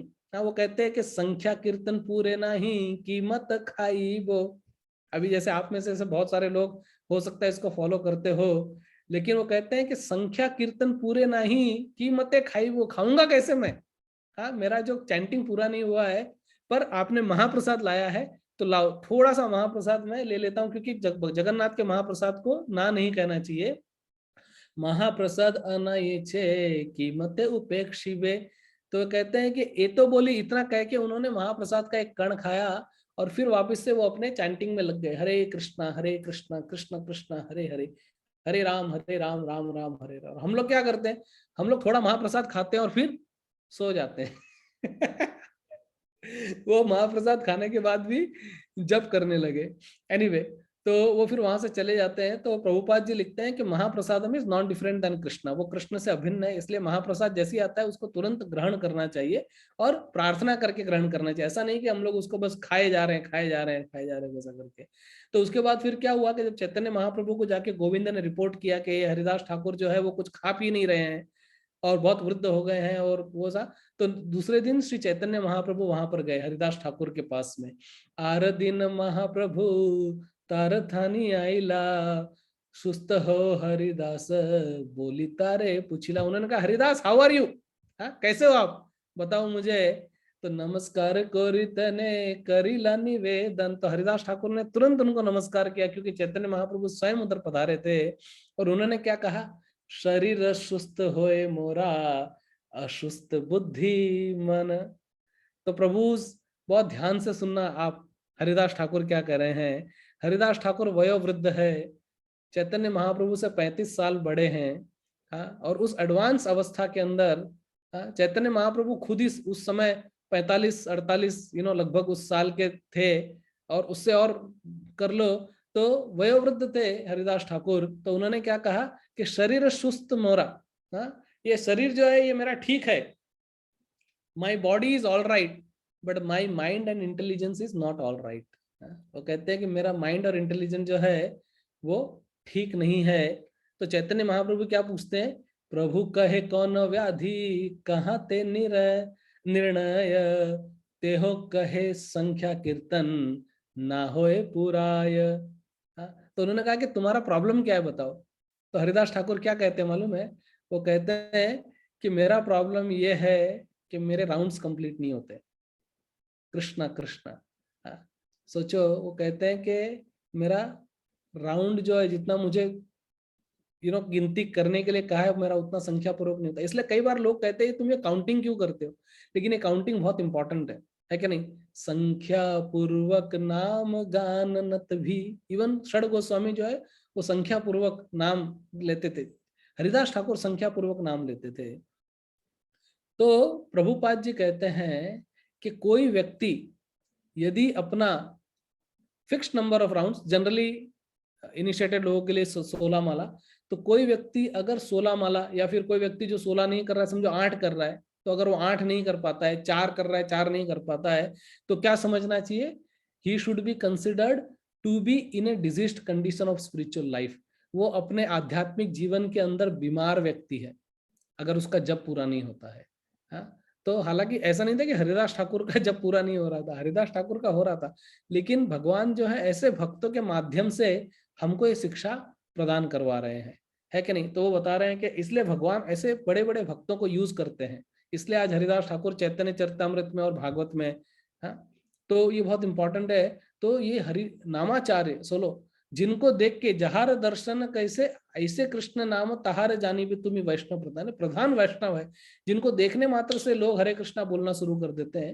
लेकिन ऐसा व्यक्ति क्या कहता है कि मेरा राउंड्स खत्म नहीं हुआ है, मैं बीमार हूं, इसलिए शरीर मेरा स्वस्थ है। लेकिन हमारे साथ उल्टा होता है, हम लोग अपने शरीर को लेकर बैठ जाते हैं, प्रभु जी आज थोड़ा ना हेडेक हो रहा था, प्रभु जी आज है ना थोड़ा प्रॉब्लम हो रहा था, प्रभु जी आज थोड़ा इसके लिए नहीं आया, प्रभु जी लॉग इन क्यों नहीं किया, इसके लिए नहीं किया, आज आए क्यों नहीं, इसके लिए नहीं आया, ऐसा करके। एनीवे, तो प्रभु क्या कहते हैं, वो कहते हैं कोई बात नहीं हरिदास ठाकुर, आप बहुत वृद्ध हो गए हो, अब थोड़ा सा संख्या कम कर लो। सोचो हमारे को आके अगर कृष्ण ऐसे कहे, अरे प्रभु जी 16 माला क्यों करते हो, खाली 2 माला करो बस, आई विल कंसिडर इट 16 माला, हम लोग तो खुश हो जाएंगे। लेकिन हरिदास ठाकुर ऐसा नहीं करते हैं। वो कहते हैं कि नहीं, वो कहते हैं तुम तो सिद्ध हो गए हो, तुम तो नामाचार्य हो, तुमको भी क्या जरूरत है ऐसा करने के लिए। तो हरिदास ठाकुर कहते हैं, एक्चुअली चैतन्य महाप्रभु कहते हैं कि लोक निस्तारिते आई तुम्हारा अवतार, कि लोक निस्तार मतलब दुनिया का भला करने के लिए तुम्हारा अवतार हुआ है, नामेरे महिमा लोके कोरिला प्रचार, और तुमने जो नाम का महिमा है वो पूरे दुनिया के अंदर इसको फैलाया है। तो इतना वो कहते हैं हरिदास ठाकुर को। तो हरिदास कहते हैं कि ऐसा करके तुम प्लीज कम कर दो। तो हरिदास कहते हैं कि नहीं ऐसा मत करो, हाँ सुनो मोरा सत्य निवेदन, मैं आपसे कुछ कहना चाहता हूँ, मैं आपसे प्रार्थना करना चाहता हूँ, तो प्लीज हियर माई प्रार्थना। हाँ, that's what Haridas Thakur is saying कि आप सुनो मैं क्या कहना चाहता हूँ। वो कहते हैं कि मैं जो है वो बहुत ही एकदम लोअर बर्थ, एकदम मतलब मेरा जो है हीन परिवार के अंदर मेरा जन्म हुआ, यवन परिवार के अंदर, और मेरा शरीर जो है वो भी एकदम गंदा है, और मैंने गंदा ही काम किया है। देखो ये ह्यूमिलिटी जो है, this is the hallmark of a devotee. तो जब रूप और सनातन भगवान चैतन्य महाप्रभु के पास में जाते हैं, और वहां पे जाके भगवान के सामने उनके चरणों में गिर के प्रार्थना करते हैं इतनी सारी, म्यूट कर देना उनको। तो भगवान प्रार्थना करते हैं, और वो कहते हैं कि जगाई मधाई होते कोटि कोटि गुण, अधम पतित पापी आमी दुई जन। तो बोलते जगाई और मधाई में तो इतने सारे गुण थे, लेकिन हम दोनों भाई लोग जो है ना, हमारे में इतने सारे दुर्गुण है। और वो क्या कहते हैं कि म्लेच्छ संगी म्लेच्छ कर्मी म्लेच्छ करे काम, गो ब्राह्मण द्रोही संगे हमारा संगम। तो कहते हैं अरे हम तो उन लोगों का सेवा करते हैं जो गाय को मार के खाते हैं, हाँ, तो इसमें क्या बड़ी बात है? हमारा कोई वो नहीं है, चाहे हम लोग राजा के पास काम क्यों नहीं करते, प्राइम मिनिस्टर और फाइनेंस मिनिस्टर क्यों नहीं है, दाबिर खास और साकर मलिक थे वो लोग, लेकिन कहे कि हम लोग ऐसे लोगों के साथ में रहते हैं, कितना हम लोग पतित लोग हैं ऐसा करके, और इतना ह्यूमिलिटी करते हैं कि चैतन्य महाप्रभु कहते हैं कि दैन्य छाड़ी तारे दैन्य फाटे मोर मन, मेरा मन, आई माई हार्ट इज ब्रेकिंग, अभी आप लोग बस करो, चुप करो ऐसा करके। तो यानी हरिदास ठाकुर कहते हैं कि आपने मुझे अपना सेवक स्वीकार किया है, तो एक मेरे पे एहसान करो। हाँ, क्या एहसान करो? तो वे कहते हैं कि स्वतंत्र ईश्वर तुम्ही हाउ इच्छा मैं, और जगत नचाओ यारे याइचे इच्छा हो, तुम्हारी जैसी इच्छा होती है तुम वैसे उस जगत को नचाते हो, लेकिन मैं छोटा आदमी हूँ। हाँ, और मेरी एक प्रार्थना सुनो। हाँ, मैं म्लेच्छ हूँ, प्लीज मेरा एक प्रार्थना सुनो, मैं आपसे एक निवेदन करना चाहता हूँ। क्या निवेदन है मेरा? कि मुझे पता है कि जल्दी ही आप इस संसार से ओझल हो जाओगे, आप इस धरातल से चले जाओगे। एक वांछा होए मोरा बहुदिन होइते, लीला संवारी बे तुम्ही लोए मोरा चित्ते, तुम जल्दी अपना पास टाइम से यहाँ से बंद कर दोगे, तो सेई लीला प्रभु मोर कबू ना देखी बे, मैं नहीं देख सकता आपको जाते हुए यहाँ से, आपनार आगे मोर शरीर पाड़ी बे। वो कहते हैं मेरा शरीर गिर जाने दो तुम्हारे जाने के पहले, मतलब तुम इस धरातल से चले जाओ उसके पहले मैं जाना चाहता हूँ। तो चैतन्य महाप्रभु को ये कहते हैं कि बस मैं चाहता हूं कि मैं आपका पैर पकड़ के और आपके मुख दर्शन को करते हुए इस शरीर को त्यागू यहाँ से, और जिह्वा पे बस श्री कृष्ण चैतन्य ऐसा मेरा नाम निकले, और मेरा इस संसार से जाना हो। इतना तो करना स्वामी जब प्राण तन से निकले, गोविंद नाम लेके ये प्राण तन से निकले। तो कहते हैं कि मेरी केवल एक इच्छा है, मोर ए इच्छा यदि तुम्हारा प्रसादे है, यही निवेदन मोर कहे करो दयामय, कि हे दयामय भगवान मेरा इतना करो। तो वो कहते हैं कि इतना तो प्रभु कहते हैं कि हरिदास, हाँ, तुम्ही जे मांगीबे, तुम जो भी मांगोगे कृष्ण कृपा में तहा अवश्य करीबे, कि कृष्ण जो है वो अवश्य तुमको देंगे। तो वो कहते हैं कि नहीं ऐसा मेरे को फंसाओ मत, मुझे ये तुम दो। तो एनीवे फटाफट मैं इसको कहने की कोशिश करता हूँ, हमारे पास बहुत ज्यादा समय नहीं है। तो वो कहते हैं कि मुझे आप इस इल्यूजन में डालो मत, और प्लीज मैं आपसे प्रार्थना करता हूँ। तो वे चैतन्य महाप्रभु का उन्होंने पैर पकड़ लिया और अपनी छाती पे रख लिया, और वो छाती पे रख लिया, और सारे वैष्णव को जाके पहले हरिदास ठाकुर ने वहां पे प्रणाम किया, और वहां पर स्वरूप दामोदर गोस्वामी और दूसरे सारे जो भक्त थे सभी लोग वहां पे और उच्च स्वर में कीर्तन करने लगे, हरे कृष्णा हरे कृष्णा कृष्णा कृष्णा हरे हरे, हरे राम हरे राम, राम राम हरे हरे। और हरिदास ठाकुर हर वैष्णव के पास जाके आशीर्वाद लेने लगे, और फिर चैतन्य महाप्रभु के को उन्होंने एक बिठाया, एक चबूतरे पे बिठाया, और वो खुद लेट गए नीचे, और चैतन्य महाप्रभु का पैर जो है वो अपने छाती पे रख लिया, और श्री चैतन्य महाप्रभु के मुखमंडल का दर्शन करते हुए श्री कृष्ण चैतन्य, श्री कृष्ण चैतन्य, श्री कृष्ण चैतन्य ऐसे करते करते, और उन्होंने अपने प्राण त्याग दिए, उनके प्राण पखेरु उड़ गए। बोलो श्रील हरिदास ठाकुर तिरोभाव की जय। श्री चैतन्य महाप्रभु के सामने तो उन्होंने कहा कि आप भक्त वत्सल हो प्रभु, और इस प्रकार से जब चैतन्य महाप्रभु के सामने उनके प्राण पखेरु उड़ गए, चैतन्य महाप्रभु ने उसके पहले बहुत तारीफ की हरिदास ठाकुर की, इस प्रकार से कि चैतन्य महाप्रभु के 5 मुख हो, इस प्रकार से हरिदास ठाकुर के बारे में बताने लगे। तो सारे वैष्णव जो थे वो आश्चर्यचकित हो गए कि वाह, हरिदास का कितना सौभाग्य है कि देखो भगवान खुद जो है वो हरिदास ठाकुर के बारे में कथा कर रहे हैं। और इस प्रकार से चैतन्य महाप्रभु ने कहा कि जो भी हरिदास ठाकुर का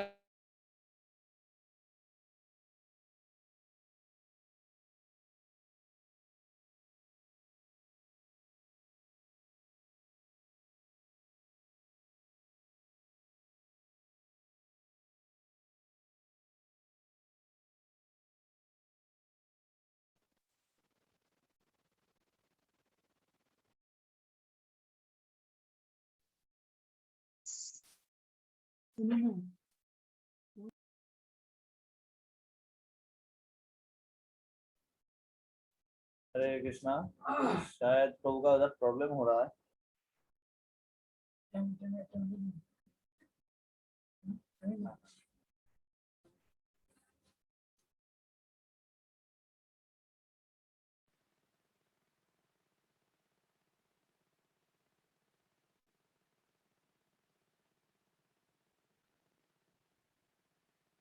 কিছু ইন্টারনেটের প্রবলেম মনে হচ্ছে।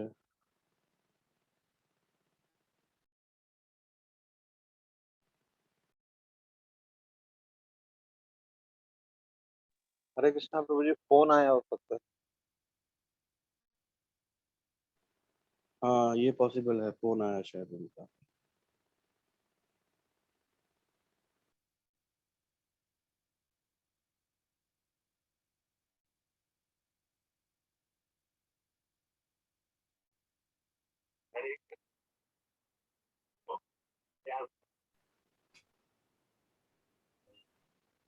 हरे कृष्णा प्रभु जी। प्रभु जी बहुत बहुत सॉरी, क्षमा करना, वो मुझे ध्यान ही नहीं था कि वो जो चार्जिंग है वो शायद उसमें कम था, लेकिन भगवान फिर भी हमारे पे कृपालु है कि एटलीस्ट हमारा पूरा लीला खत्म होने के बाद में चार्जिंग गया, उसके पहले नहीं गया। तो ये भगवान का इतना एटलीस्ट हमारे पे कृपा है।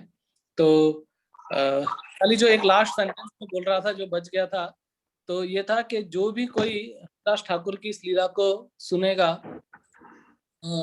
जो कोई भी, मैं काम करता हूँ, मैं यहाँ से भी है ना लॉग इन कर ही रहा हूँ क्योंकि वो थोड़ा इजी रहेगा मेरे लिए। As of now, Prabhu, almost 40 to 45 Bhagavad Gita, Bhagavatam, devotees have sent to different places, to their own homes, to their friends, relatives, like that.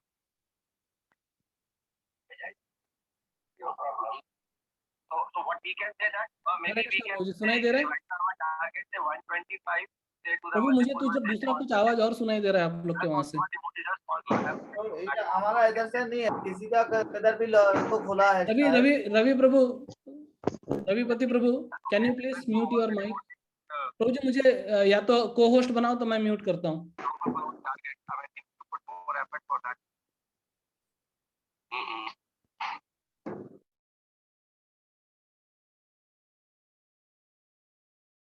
Sorry प्रभु जी, अभी सब म्यूट हो गया, थैंक यू वेरी मच।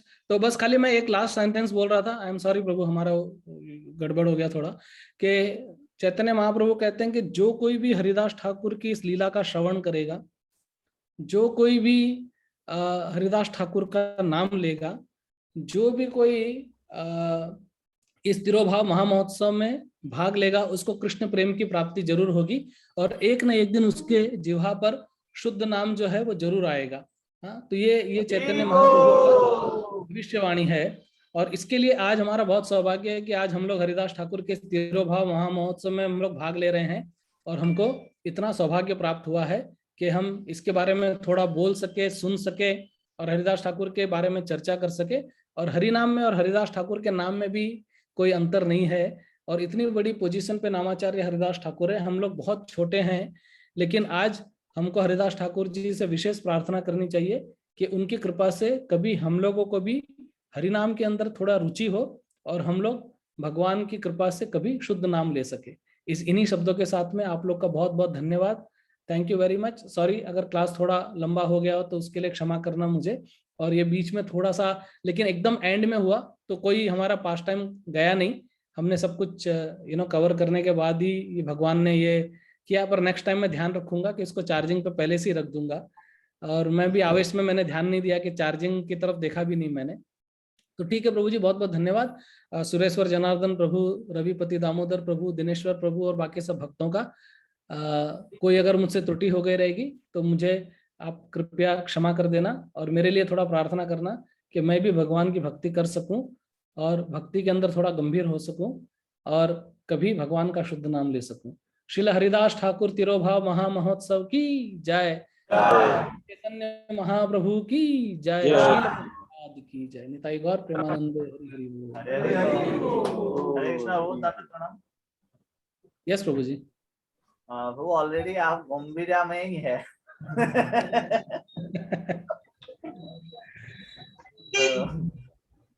प्रभु आपको बहुत बहुत धन्यवाद प्रभु। इतना actually समय ज्यादा नहीं, एक्चुअली मेरे को लग रहा है कि समय और भी हमको चाहिए ऐसा सुनने के लिए। मतलब हरिदास ठाकुर का ये बारे में एक झलक है। तो मैं 10 मिनट के लिए हम लोग क्या प्रश्न उत्तर का सेशन रख सकते हैं अभी? एक मिनट, अभी ना एक्चुअली 9 बजे हमको उधर लॉग इन करना है उसमें, तो मैं सोच रहा हूँ क्या किया जाए। आपका आपका भी प्लान क्या क्या है, मतलब क्या आप करने वाले हैं? नहीं, हमारा प्लान है अभी अभी पैसा अब क्लास अभी हम लोग गुरु आरती करेंगे। ओके, गुरु तो आरती कर के बाद सकते हैं फिर कर सकते हैं, प्रश्नोत्तर कर सकते हैं, no problem, let us go ahead. Okay, किसी का कुछ प्रश्न है तो बताइए आज। हरे कृष्णा प्रभु जी, दंडवत प्रणाम। मैं पूछूं प्रभु हरे जी? कृष्णा। हरे कृष्णा। ओके हरे कृष्णा प्रभु जी, दंडवत प्रणाम। हाँ, दंडवत प्रणाम प्रभु प्रभु जी, जी। नामाचार्य हरिदास ठाकुर को, तो वो नामाचार्य जो है और भगवान का जितना शक्ति है उसका नाम में है, तो हरिदास ठाकुर के ऑल्टर में क्यों नहीं रखा जाता है? मेरा प्रश्न है, हरिदास ठाकुर के ऑल्टर में क्यों नहीं रखा जाता है, उसका पूजा क्यों नहीं करते? आप रखो प्रभु जी, कोई प्रॉब्लम नहीं है। हमारा नासिक में मंदिर है, मदन गोपाल मंदिर, और नासिक के मंदिर में हरिदास ठाकुर का मूर्ति उन्होंने इंस्टॉल किया है। ये अब ऐसा जरूरी नहीं है प्रभु जी, ऐसा आप देखा जाएगा तो भक्ति विनोद ठाकुर भी, मतलब भक्ति विनोद ठाकुर तो हमारे गुरु परंपरा में है, लेकिन ऐसा बोलता हूँ कि ऐसे बहुत सारे हमारे आचार्य है, जैसे विश्वनाथ चक्रवर्ती ठाकुर, बलदेव विद्याभूषण, हाँ, उनका भी जो जो क्या बोलते हैं, जो कॉन्ट्रीब्यूशन है वो कम नहीं है। विश्वनाथ चक्रवर्ती ठाकुर का, बलदेव विद्याभूषण का, हर किसी को ऑब्वियसली ऑल्टर पे, जैसे अभी नारद मुनि है, हाँ, तो इसके लिए हर किसी को ऑब्वियसली ऑल्टर पे आप डालोगे तो आपका उतना क्षमता होना चाहिए, और आप बहुत बड़ा बड़ा ऑल्टर बनाओ, नो प्रॉब्लम, मायापुर में जैसा है, और उसके अंदर आप लाके इंस्टॉल कीजिए, कोई इश्यू नहीं है प्रभु जी। तो कोई कोई प्रॉब्लम नहीं है, आप चाहते हैं इंस्टॉल करना, आप कर सकते हैं, आपको आपको पूरा पूरा अधिकार है इसको इंस्टॉल करने के लिए, ठीक है। कोई कोई भक्त आपको मना नहीं करेगा कि आप क्यों कर रहे हो करके। यस, कोई और प्रश्न है किसी का? मेरा प्रश्न है प्रभु, आई कैन आस्क प्रभु? या प्लीज प्लीज। मेरा प्रश्न है प्रभु जी कि हरिदास ठाकुर जो नामाचार्य है, उनका जो हम लोग बोलते हैं तीव्र, यानी उनका जो हम इमेज, यानी बहुत सारे लोग, कोई कोई लोग सोचते हैं कि हम उनको फॉलो करें, तो ये फॉलो करना सही है क्या? कि जैसे आपने बताया 22 घंटे, तो हम 16 घंटे के 16 माला के ऊपर भी करना मुश्किल हो जाता है। बट कभी कभी लोग बोलते हैं कि हमको उतना तीव्र होना चाहिए, इंटेंसिटी, यानी भक्ति का जैसे इंटेंसिटी, तो उसके ऊपर क्या सही है? या प्रभुपाद जो बोले हम उसी को फॉलो करके, जो हमारे गुरु महाराज ने बोला है 16 करो अच्छे से, और बाकी आप भागवतम भगवत गीता वो स्टडी करो, या माला पे कोई लोग मैं देखता हूँ कभी 64 राउंड करते हैं, कोई 108 करते हैं, तो वो फॉलो करना सही है या आप थोड़ा मार्गदर्शन देंगे तो अच्छा है। थैंक यू प्रभु। देखो, हमको हमारे कैपेसिटी और क्षमता के हिसाब से कहा जाता है क्या करो करके, लेकिन अगर कोई ऐसा भक्त है जो अगर 24 घंटे जप कर सकता है तो कोई प्रॉब्लम नहीं है उसमें, पर यह है कि कोई कर नहीं पाएगा, कोई कर नहीं पाएगा। प्रभुपाद के जमाने में भी एक ऐसा हुआ था, कुछ लोगों ने ऐसा सोचा कि हम लोग बस केवल नाम जप करेंगे, तो प्रभुपाद ने कमरा दे दिया उनको और उनके सर्वेंट को बोला कि इनको केवल नाम जप करने दो, नो प्रॉब्लम, इनको प्रसाद दो और नाम जप करने दो, बस कुछ नहीं सेवा करवाने का। तो पहले दिन 10 लोग थे, 2 दिन के बाद में 8 हो गए, उसके बाद में 6 हो गए, ये सब गायब हो गए, क्योंकि मुश्किल है प्रभु, कोई कर, इमिटेशन तो कर ही नहीं सकते हम लोग। हाँ, तो भगवान की देखो लीला 3 प्रकार की होती है। एक लीला है जिसको बोलते हैं अनुकरणीय, जैसे भगवान रामचंद्र जी की लीला है, उसको अनुकरण कर सकते हैं। दूसरा है अनुसरण, जो कृष्ण की लीला है, और कृष्ण की और राम की लीला में भी कुछ ऐसी लीला है जो कि ना अनुकरणीय है और ना ही अनुसरणीय है, बट खाली अनुस्मरणीय है, उसका खाली स्मरण कर सकते हैं हम लोग। तो हरिदास ठाकुर को कोई इमिटेट नहीं कर सकता, इस दुनिया में कोई ना हुआ है ना कोई होगा, इमिटेट करना भी नहीं चाहिए। लेकिन अगर कोई व्यक्ति बहुत ज्यादा जब नेचुरली कर सकता है तो उसके लिए भी कोई मना नहीं है, करने दो उसको, क्या प्रॉब्लम है लाइफ में। अगर कोई व्यक्ति जब कर रहा है तो उसको करने दो, उसको रोकना नहीं चाहिए कि अरे तुम 16 माला से ज्यादा क्यों कर रहा है। पर हाँ, अगर वो सेवा छोड़ने के लिए अगर जब कर रहा है उसका बहाना लेके, तो अच्छी बात नहीं है। लेकिन नेचुरल इंक्लिनेशन किसी का जब करने में है तो क्या प्रॉब्लम है, हाँ, उल्टे का हमको भगवान से प्रार्थना करनी चाहिए कि इस भक्त को भगवान के नाम में इतना रुचि है, भगवान मेरे को भी रुचि दो। हाँ, क्योंकि हमारे को रुचि नहीं, इसलिए हमको इतना सब कुछ करना पड़ता है, अदरवाइज वैसे जरूरत नहीं है एक्चुअली।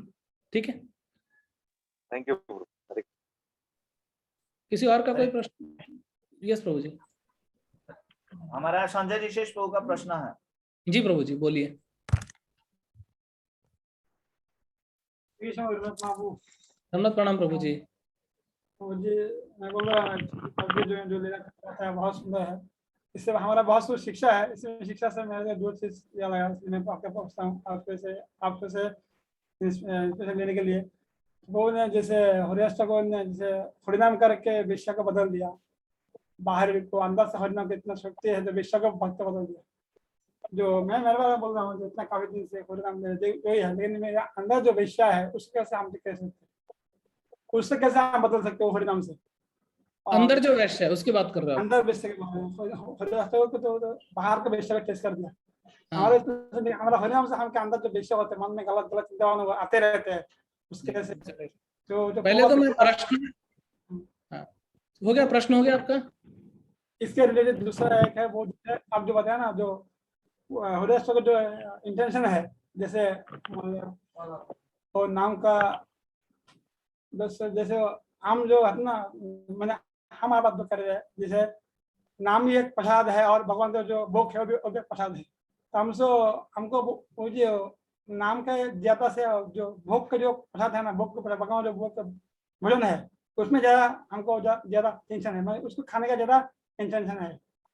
जैसे कभी कभी आता है प्रसाद हम लोग हरिनाम को छोड़ देते हम लोग तुरंत खा लेते हैं, हरिनाम के जैसे हमको कभी आएगा ऐसा हरिनाम। Thank you Prabhu ji, thank you. Sanjay Rishikesh Prabhu, आप ऑलरेडी इतने अच्छे भक्त हैं, आपको बहुत कुछ मालूम है, लेकिन आप सबके भले के लिए पूछ रहा है। तो दो चीज मैं बताता हूँ। पहले तो आपका जो पहला प्रश्न है उसमें थोड़ा सा मैं करेक्शन करता हूँ। तो आपने कहा कि हरिदास ठाकुर ने बाहर की वैश्या को कंट्रोल कर लिया, हाँ, हम लोग अंदर की वैश्या को कैसे कंट्रोल करेगा, ये प्रश्न आपने पूछा। तो मैं आपको बताता हूँ कि हरिदास ठाकुर ने दोनों वैश्या को कंट्रोल किया था, बाहर वाली भी और अंदर वाली भी। हम लोगों से ना तो बाहर वाली कंट्रोल होती है और ना ही अंदर वाली कंट्रोल होती है। समझ में आया? तो हमारा जो स्थिति है, ना हम बाहर वाली को कर पाएंगे ना ही हम अंदर वाली को कर पाएंगे, जबकि हरिदास ठाकुर ने दोनों ने कहा था। तो एक्चुअली क्या है कि बाहर वाली के पास तो हमको जाना भी नहीं है भूल के भी, हाँ, क्योंकि वहां पे अगर गए तो बंटा ढार हो जाएगा। अभी अंदर वाली से हम लोग छूट नहीं सकते, वो तो हमारे अंदर बैठा है। तो उसके लिए हमको भगवान से प्रार्थना करनी चाहिए। हम लोग के पास कुछ भी, हाँ, हमारे पास बल नहीं है।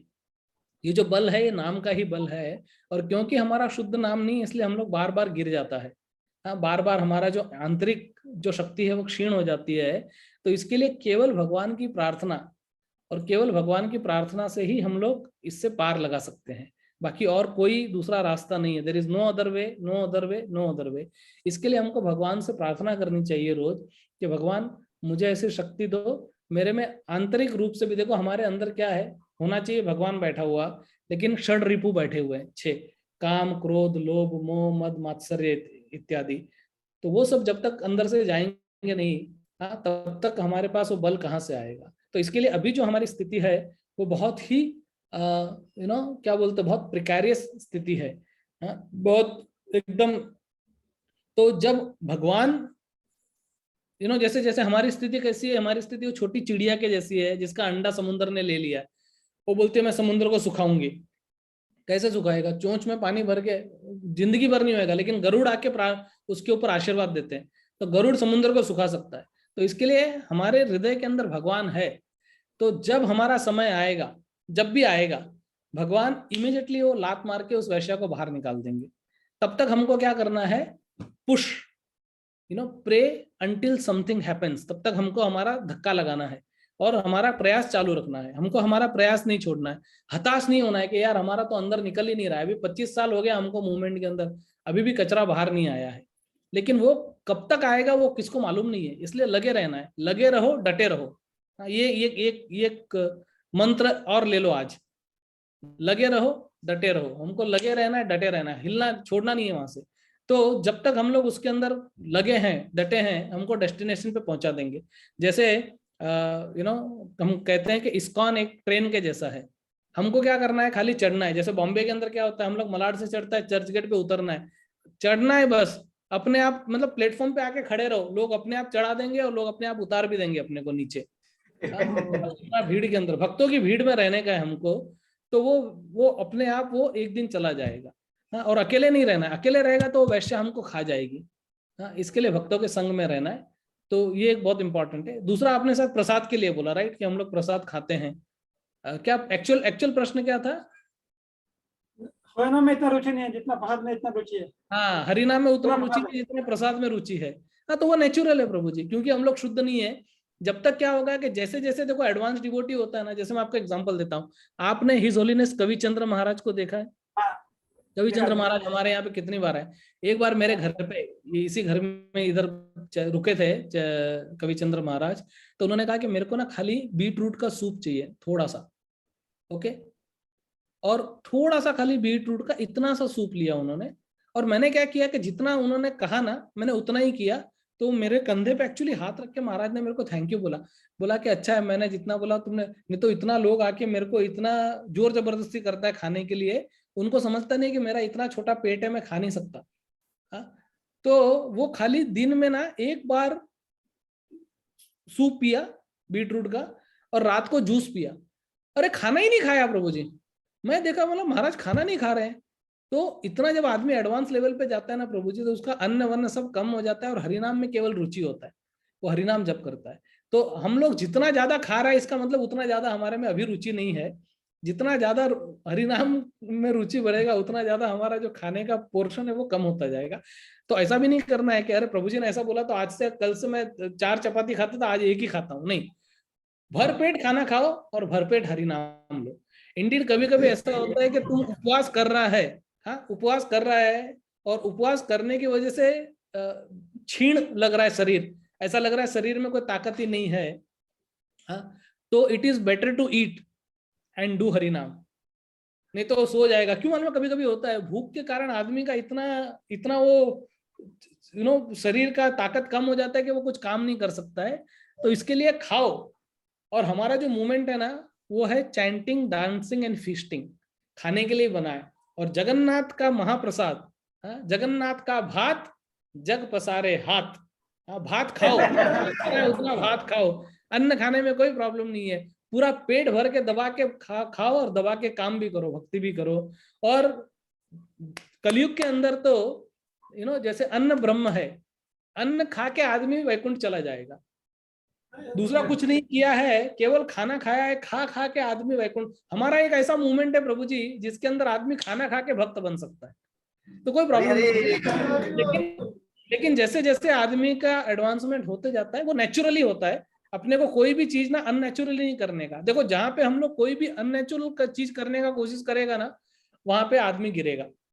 नेचुरल अगर होता है, जैसे मैंने आपको क्या बोला कि पेट के अंदर बच्चा है नेचुरली तो डिलीवरी होएगा, पेट में बच्चा नहीं है डिलीवरी कैसे होएगा? तो जब पेट में जिसके बच्चा आ जाएगा उसके आंख में आंसू ऑटोमेटिकली आएगा।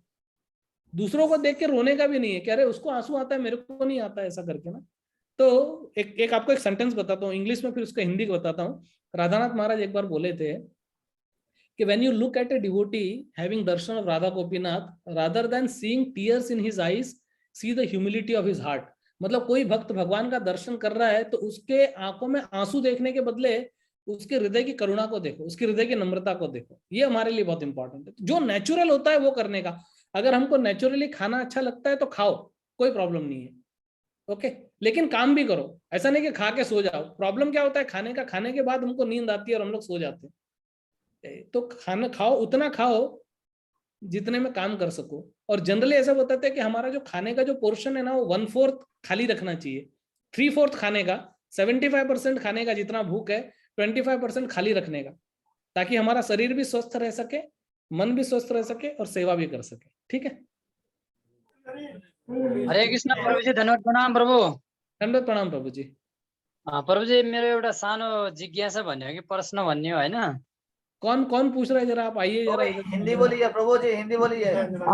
हाँ जी, जब भी हम लोग प्रसादम बनाते हैं ना प्रभु जी, प्रसादम बनाने के टाइम में ऊपर से कुछ गिरता है, ऑफर होने से पहले ऐसा कुछ गिरता है, और उस टाइम में हम लोग क्या कर सकते हैं उस टाइम में थोड़ा और फिर जो अच्छा प्रसादम बनता है वो ऑफर बनने से पहले हम लोग को मुख में पानी आता है या आंख से थोड़ा मतलब ऑफर करने से पहले ऐसा हम लोग को मन से अलग खा जाता है।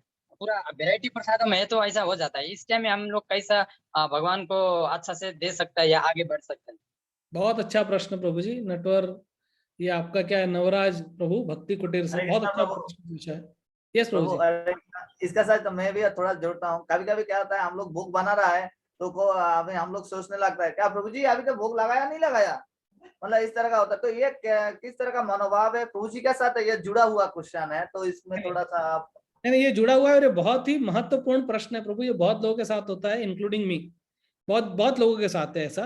तो पहला प्रश्न जो था प्रभु जी, आपने क्या कहा, प्रसाद में कुछ गिर जाता है, मतलब कुछ गलत चीज गिर गया ऐसा ऊपर जी से? ऊपर से कॉकरोच आ जाता है या चिल्ली क्या चिट्टी आ तो वो तो जाता है या हमारा कुछ गलती है, वो तो हमारा गलती है, उसका तो हमको ध्यान रखना है। उसमें कॉकरोच क्या करेगा? हाँ, कॉकरोच बोलेगा तुम देखो क्या होता है कि सैनिक जो है वो बॉर्डर के ऊपर है। हाँ, वो आके बोला अरे कभी हमारे को आके गोली लग जाता है, तो हमको क्या करना चाहिए? क्या करना चाहिए? अलर्ट रहना चाहिए। अलर्ट, अलर्ट आप समझते हैं हिंदी में क्या बोलेंगे उसको? सजग। हाँ, ध्यान। मतलब सैनिक है ना, सैनिक ऐसा नहीं बॉर्डर पे जाके और सोएगा, नहीं नहीं, बस बॉर्डर पे उसको यू नो अलर्ट रहना पड़ता है कि गोली कभी भी आके लग सकती है मेरे को। तो वैसे ही हम लोग भी सैनिक है। हाँ, तो हमको भी अलर्ट रहना चाहिए। तो प्रसाद जब बनाते, एक तो है एक्सटर्नल इन्वायरमेंट, तो उसमें स्वच्छता रखनी चाहिए। देखो कॉकरोच वगैरह सब जब आता है जहां पे गंदगी होता है, जहां पे गंदगी, स्वच्छता होती है वहां पे नहीं आता। इसलिए अपना किचन जो है, ऐसे कहते हैं kitchen is an extension of Radha Rani altar. तो इसके लिए ऑल्टर का एक्सटेंशन है वो, तो उसको एकदम साफ रखना चाहिए, तो कॉकरोच वॉकरोच आएगा नहीं। और उसके बाद ऑब्वियसली प्रसाद बनने के बाद, भोग बनने के बाद में उसको ढक के रखना चाहिए। और बाई चांस अगर कुछ ऐसा गिर विर भी गया प्रभु जी, तो फिर अभी उसके अंदर बहुत सारे अलग अलग चीजें हैं जो मैं आपको बताना चाहता हूँ। एक तो ये कि समझो जैसे कोई दाल जैसी कोई चीज है, उसके अंदर अगर गिर गया तो फिर तो उसको फेंकना ही पड़ेगा, आप कुछ नहीं कर सकते उसका, क्योंकि अगर आप खाओगे शायद बीमार पड़ जाओगे, शायद कुछ भी हो सकता है ऐसा करके, क्योंकि वो लिक्विड है। लेकिन समझो जैसे अगर समझो लड्डू वड्डू है, उसके ऊपर गिरा एक कॉकरोच, तो एक लड्डू को आप हटा सकते हैं, बाकी को आप यूज कर सकते हैं। इट ऑल डिपेंड्स अपॉन कि कैसी क्या सिचुएशन है, वो सिचुएशन के ऊपर उसका उत्तर दिया जा सकता है, जनरल उत्तर उसका नहीं हो सकता है। और वो लड्डू भी आप किसी पेड़ के अंदर रख सकते हैं ताकि चींटी बीटी उसको खा लेवे। लेकिन महत्वपूर्ण बात क्या है कि प्रसाद को ढक के रखना चाहिए, भोग को ढक के रखना चाहिए और केयर करना चाहिए, केयरलेस नहीं रहना चाहिए। दैट इज वन थिंग, ठीक है। सेकंड जो महत्वपूर्ण प्रश्न है यह है कि हम लोग जब प्रसाद बनाता है, भोग बनाता है भगवान का, तो वो भोग प्रसाद बनने के पहले ही हमारे मुंह में पानी आता है, सुगंध जाता है, तो हम क्या कर सकते हैं, है ना? तो ऐसा सबके साथ में होता है। हाँ, केवल एक जो महाभागवत रहेगा ना, उसके साथ में ऐसा नहीं होगा कि उसका जो नाक है वो बंद हो जाएगा। हम लोग नाक में कॉटन नहीं डाल सकते प्रसाद बनाते टाइम, हाँ, या आंख में पट्टी नहीं लगा सकते कि अरे ऐसा है करके। हाँ, वो नाक से सुगंध आएगा, आंख से दिखेगा भी ऐसा करके। लेकिन हमारा भाव क्या होना चाहिए? तो एक भक्त है, उसने ऐसा कहा कि वो जैसे वो क्या कहता है, मैं आपको एनीवे ये तो मारवाड़ी में सॉन्ग है, शायद आपको, शायद सबको मारवाड़ी समझ में नहीं आएगा। लेकिन वो भक्त कहता है कि हे भगवान, मैं आपको क्या ऑफर करूं? मेरे कैपेसिटी में आपको कुछ ऑफर करने जैसा नहीं है, क्योंकि मैं आपको, भगवान ने क्या कहा है, पत्रम पुष्पम फलम तोयम। तो तोयम मतलब होता है पानी। तो बोलता मैं आपको पानी कैसे ऑफर करूं? मछली ने पहले उसको ऑलरेडी चख लिया है। पानी में मछली रहती है कि नहीं, नदी के अंदर, तो वो नदी के अंदर मछली ने ऑलरेडी उसको पिया है पानी, मतलब वो पानी मछली का झूठा है। तो बोला ओ जल देवा किकण चढ़ाऊं, ओ जल मछली परताड़ियो, कि ये मछली ने ये जल जो है वो ऑलरेडी कर लिया है। फिर बोलते दूध, दूध दो भगवान को। तो बोले ये दूध भगवान मैं आपको कैसे चढ़ाऊं? इस दूध को बछड़े ने ऑलरेडी चख लिया है। तो बछड़े ने चखा तभी तो दूध आया, मतलब बछड़े का झूठा दूध है। तो झूठा दूध मछली का, झूठा पानी मछली का, झूठा दूध जो है वो इसका। और फिर बोले ये फल जो है ये मैं आपको कैसे अर्पण करूं? इस फल के ऊपर ऑलरेडी पहले मधुमक्खी बैठ चुकी है या कोई और मक्खी बैठ चुकी है, उसी तरह पत्ते पे इतना कुछ हो चुका है। तो बोले मैं आपको क्या क्या दूं? फिर बोलते मैं आपको अगरबत्ती अर्पण करूं, तो अगरबत्ती का धुआं पहले ही मेरी नाक में चला गया, वो अगरबत्ती भी झूठा हो गया, मैं आपको कैसे दूं? फ्लावर चढ़ाऊं आपको, फ्लावर भी सुगंध जो है वो मेरे नाक ने ऑलरेडी ले लिया है। तो मैं आपको क्या दे सकता हूँ? मैं आपको कुछ भी नहीं दे सकता हूँ। तो केवल मैं आपका अपना हृदय जो है वो आपको देता हूँ मैं भगवान। ठीक है। तो क्या होता है कि अभी जो हमारी परिस्थिति है वो ऐसी है कि जब हम भगवान का भोग बनाते हैं, उसमें से जो सुगंध आती है वो सुगंध हमारे अंदर जाती है, तो एक तरह से वो भोग पहले ही झूठा हो चुका है। हाँ, वो हम भगवान को क्या देंगे, लेकिन फिर भी हमको भगवान से प्रार्थना करनी चाहिए कि हे भगवान, मेरा जो स्थिति है वो इतना नीचे है, आप उसको माफ कीजिए। और इसीलिए जब हम भगवान का पूजा अर्पण करते हैं ना, तो उसमें माफी मांगते हैं भगवान से। ये प्रार्थना की एक बहुत बड़ी इंपॉर्टेंट चीज है, फॉरगिवनेस। वो भगवान से मांगते हैं और फिर भगवान को अर्पण करते हैं। और अभी तो हमारी स्थिति, देखो स्थिति, एक्चुअल स्थिति कैसे होनी चाहिए कि भगवान को जो पसंद है वो बना के खिलाए। लेकिन हम लोग ऐसा करते हैं क्या? नहीं, हमको पिज्जा पसंद है तो हम लोग पिज्जा बनाते हैं और फिर भगवान को भोग लगाते हैं, फिर खाते हैं। हमको गुलाब जामुन पसंद है तो पहले वो बनाते हैं, फिर भोग लगा के। हमको पोटल पसंद है, हमको कांकरोल पसंद है, हम लोग कंटोल पसंद है, वो कंटोल पहले खाएंगे, वो बनाते हैं इस इंटेंशन से कि मेरे को खाना है, फिर भगवान को ऑफर करते हैं। लेकिन भगवान इतने दयालु है कि वो मछली के झूठे पानी को भी स्वीकारते हैं, वो बछड़े के झूठे दूध को भी स्वीकारते हैं, और हमारे झूठे सुगंध वाले भोग को भी स्वीकार कर लेते हैं। तो उसमें कोई प्रॉब्लम नहीं है, लेकिन कोशिश करनी चाहिए जितना हो सके। Advancement in bhakti is possible when we are constantly trying towards it, कि जब तक हम लोग करें कि, इसीलिए जब भगवान को भोग भी लगाते हैं ना, तो उसको ढक के लगाते हैं ताकि दूसरा व्यक्ति उसको देख नहीं पावे। तो अभी ऑब्वियसली जिसने कुकिंग किया वो तो देखेगा, लेकिन उसको आपने देखा रहेगा ना, कई बार उसको हम लोग ढकते क्यों है? क्योंकि हर कोई की दृष्टि नहीं पड़नी चाहिए उसके ऊपर। लेकिन आप नाक में कॉटन घुसा नहीं सकते, आंख पे पट्टी लगा नहीं सकते, तो कोई चिंता वाली बात नहीं है। अगर ऐसा आता भी है, भगवान से माफी मांगो और कोशिश करो कि हम उसकी सुगंध ज्यादा से ज्यादा ना ले। जो नेचुरल नाक में घुस रही है उसको तो आप कुछ नहीं कर सकते, लेकिन आज क्या प्रसाद बनाया प्रभु जी? अच्छा, ये भोग बनाया, ओके ओके ओके, पहले ही जाके उसमें नाक मत घुसाओ। हाँ, डोंट पोक योर नोज एवरीवेयर, ऐसा बोलते हैं ना हम लोग इंग्लिश के अंदर। तो वहां पे तब जाके करने का नहीं, या पूछने का नहीं कि अरे क्या बनाया है अभी, हाँ भोग लग गया नहीं लग गया, अरे थोड़ी देर रुक जाओ ना, अपने आप जब भोग लग जाएगा तो होगा। लेकिन कभी कभी मैनेजमेंट की दृष्टि से, कभी प्रोग्राम हो रहा है, 100 भक्त लोग वेट कर रहे हैं, तो आप पूछ सकते हो अरे भोग लगाया कि नहीं लगाया Prabhu ji, that is fine, that is fine. But अपने पर्सनल भोग के लिए भगवान के भोग में टांग झांक नहीं करनी चाहिए। ठीक है, I hope this answers. Hare Krishna, thank you Prabhu, बहुत बहुत धन्यवाद। तो प्रभु 9:15 हो गया है, तो कभी और भी हम लोग को ये मौका मिलते हैं तो आपका मुखारबिंद से हम लोग प्रयास करेंगे हरिदास ठाकुर का जो हरिनाम का ऊपर प्रचार एंड आचार, इसके बारे में सुनने के लिए।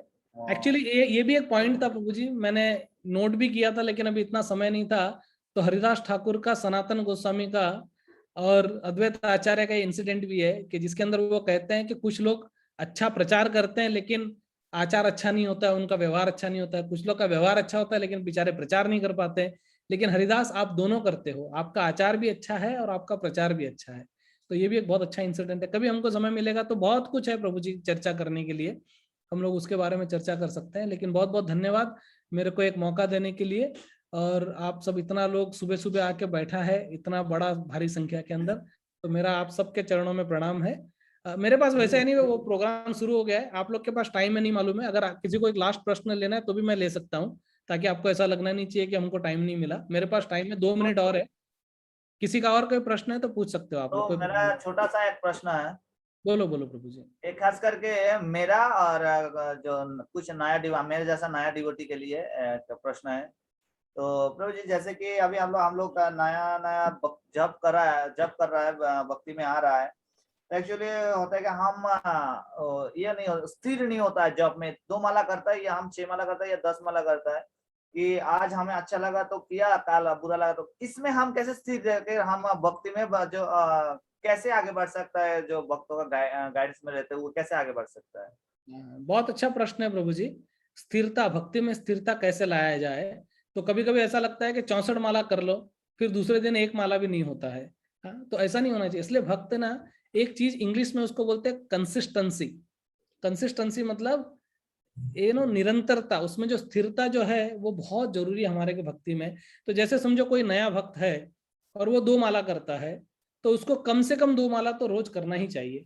ऐसा नहीं कि एक दिन उसको नाम हट्टा में आया, फेस्टिवल देखा, मजा आया, 8 माला किया, दूसरे दिन अलग हो गया, 0 पे भी खत्म, उसका विकेट 0 पे आउट हो गया। ऐसा नहीं होना चाहिए।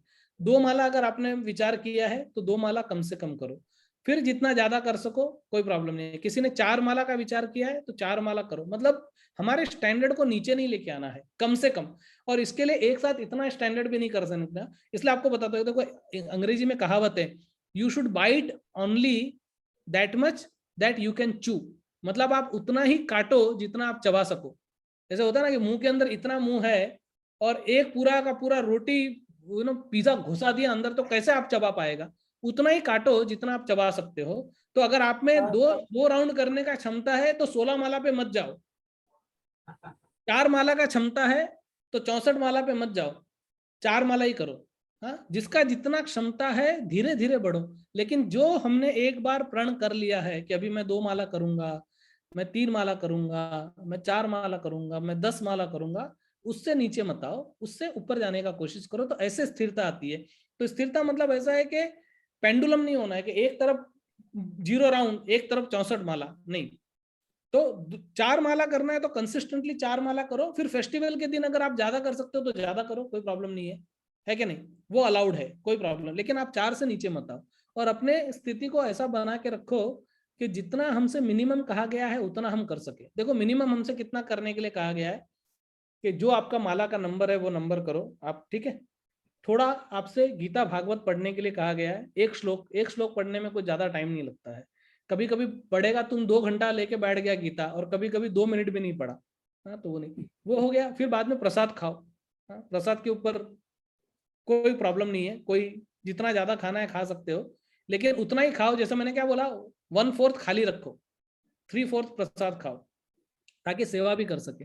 यही 3 चीज करना है हमको। थोड़ा प्रसाद खाना है, लोग चैंटिंग, डांसिंग एंड फिस्टिंग।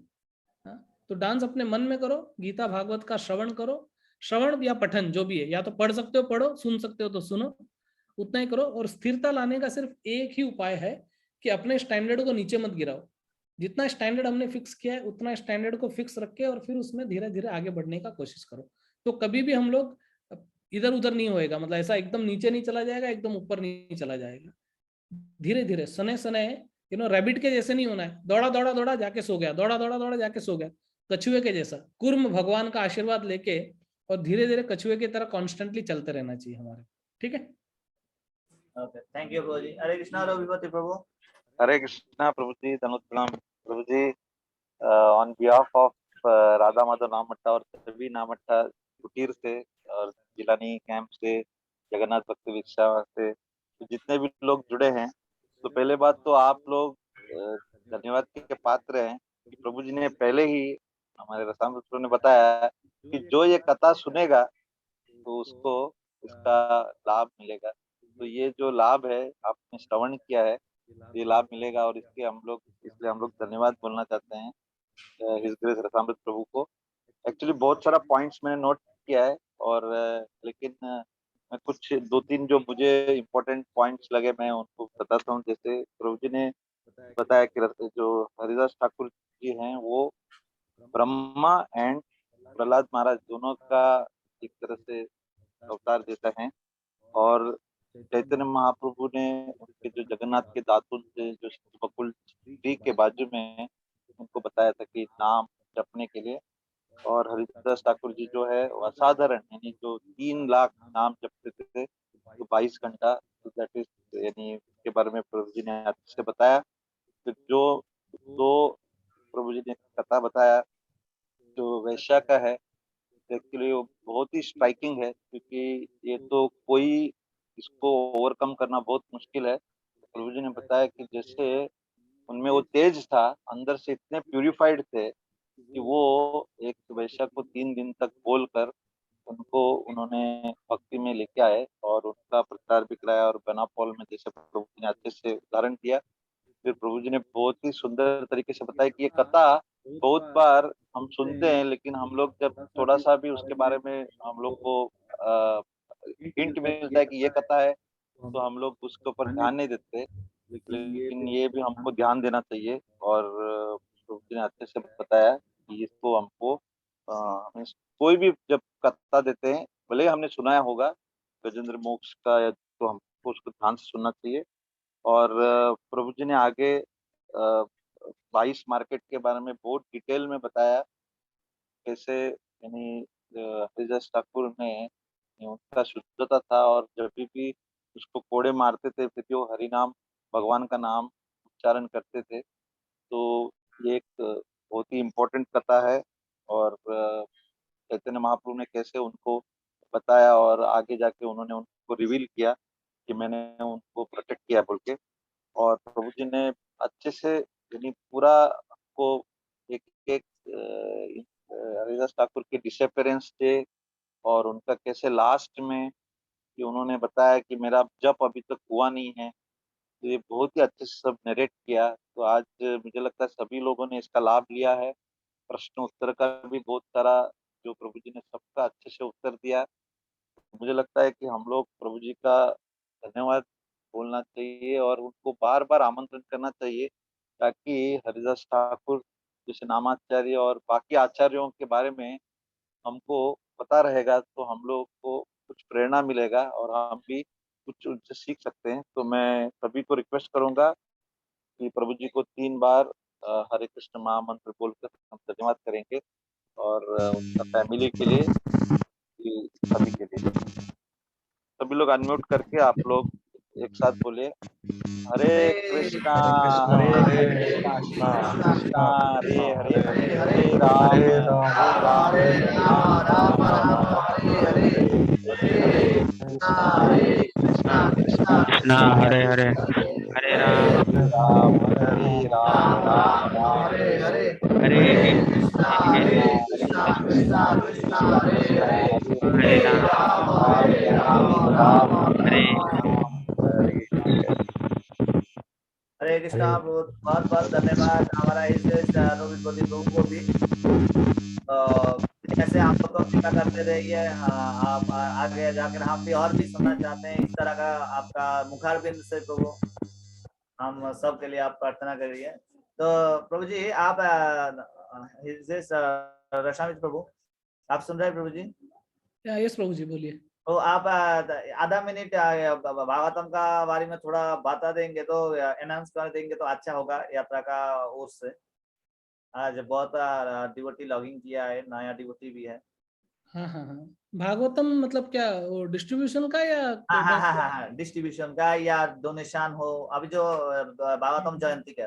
ठीक है ठीक है ठीक है। तो जैसे प्रभु जी ने कहा है, आप सब लोग ऑब्वियसली जानते हैं, लेकिन जैसे अभी थोड़े दिन पहले भद्र पूर्णिमा का प्रोग्राम था, अचानक ही वो प्रोग्राम हुआ और उसमें बहुरू प्रभु ने मेरे को कहा था, तो 1 घंटे में हमने पूरा 12 स्कंद जो है वो पूरा कैंटो उसमें दिया। उसके बाद फिर बहुत सारा डिवोटी लोगों ने भागवतम प्लेज करने का हमने बात किया था। तो हमारा यात्रा में बहुत सारा भक्त लोग जो है वो भागवतम जो है वो डिस्ट्रीब्यूट कर रहे हैं प्रभु जी। और भद्र पूर्णिमा के दिन पर्टिकुलरली लगभग 40-41 भागवतम का सेट जो है वो स्पॉन्सर हुआ था। और टोटल तो बहुत सारा भी हमारा हो रहा है, हमारा टारगेट 125 का है। तो जो भी भक्त लोग अपने घर में, बांग्लादेश में, नेपाल में, इंडिया में कहीं पे भी डिस्ट्रीब्यूट करना चाहता है, तो आप लोग हम लोग यात्रा से कनेक्ट कर सकते हैं, या फिर आप मतलब इवन आप बांग्लादेश का मंदिर से अप्रोच कर सकते हैं, जो भी है। लेकिन इंपॉर्टेंट है कि भागवत का वितरण होना चाहिए, चाहे जैसे भी जहां से भी हम लोग करो करके। तो जितना है आप अपने घर के अंदर भागवत को रखना चाहिए। अभी देखो श्रीमद् भागवतम जो है वो भगवान से अभिन्न है, भगवान और भागवत में कोई अंतर नहीं है। इदम भागवतम नामम प्रमाण ब्रह्म संहितम। तो हम लोग है ना हमारे घर के अंदर भगवान को बुला के नहीं बिठा सकते हैं, वो बहुत बड़ी बात होगी हमारे लिए, लेकिन एटलीस्ट भागवतम को हमारे घर में रख सकते हैं। तो अगर हम भागवत को अपने घर पे रखते हैं मतलब हम भगवान को अपने घर पे रख रहे हैं, है ना। इसके लिए भागवत कम से कम हमारे घर पे होना चाहिए, हर किसी के घर में श्रीमद् भागवतम होना चाहिए। तो आप जो लैंग्वेज, जैसे पर्टिकुलरली बंगाली, हिंदी लैंग्वेज के अंदर आपको है, तो आप उसको मंगवा के और आप उसको घर पे इंस्टॉल कीजिए, और एक बार वो घर पे आएंगे तो ऑटोमेटिकली वो कोई ना कोई खोल के उसको पढ़ेगा।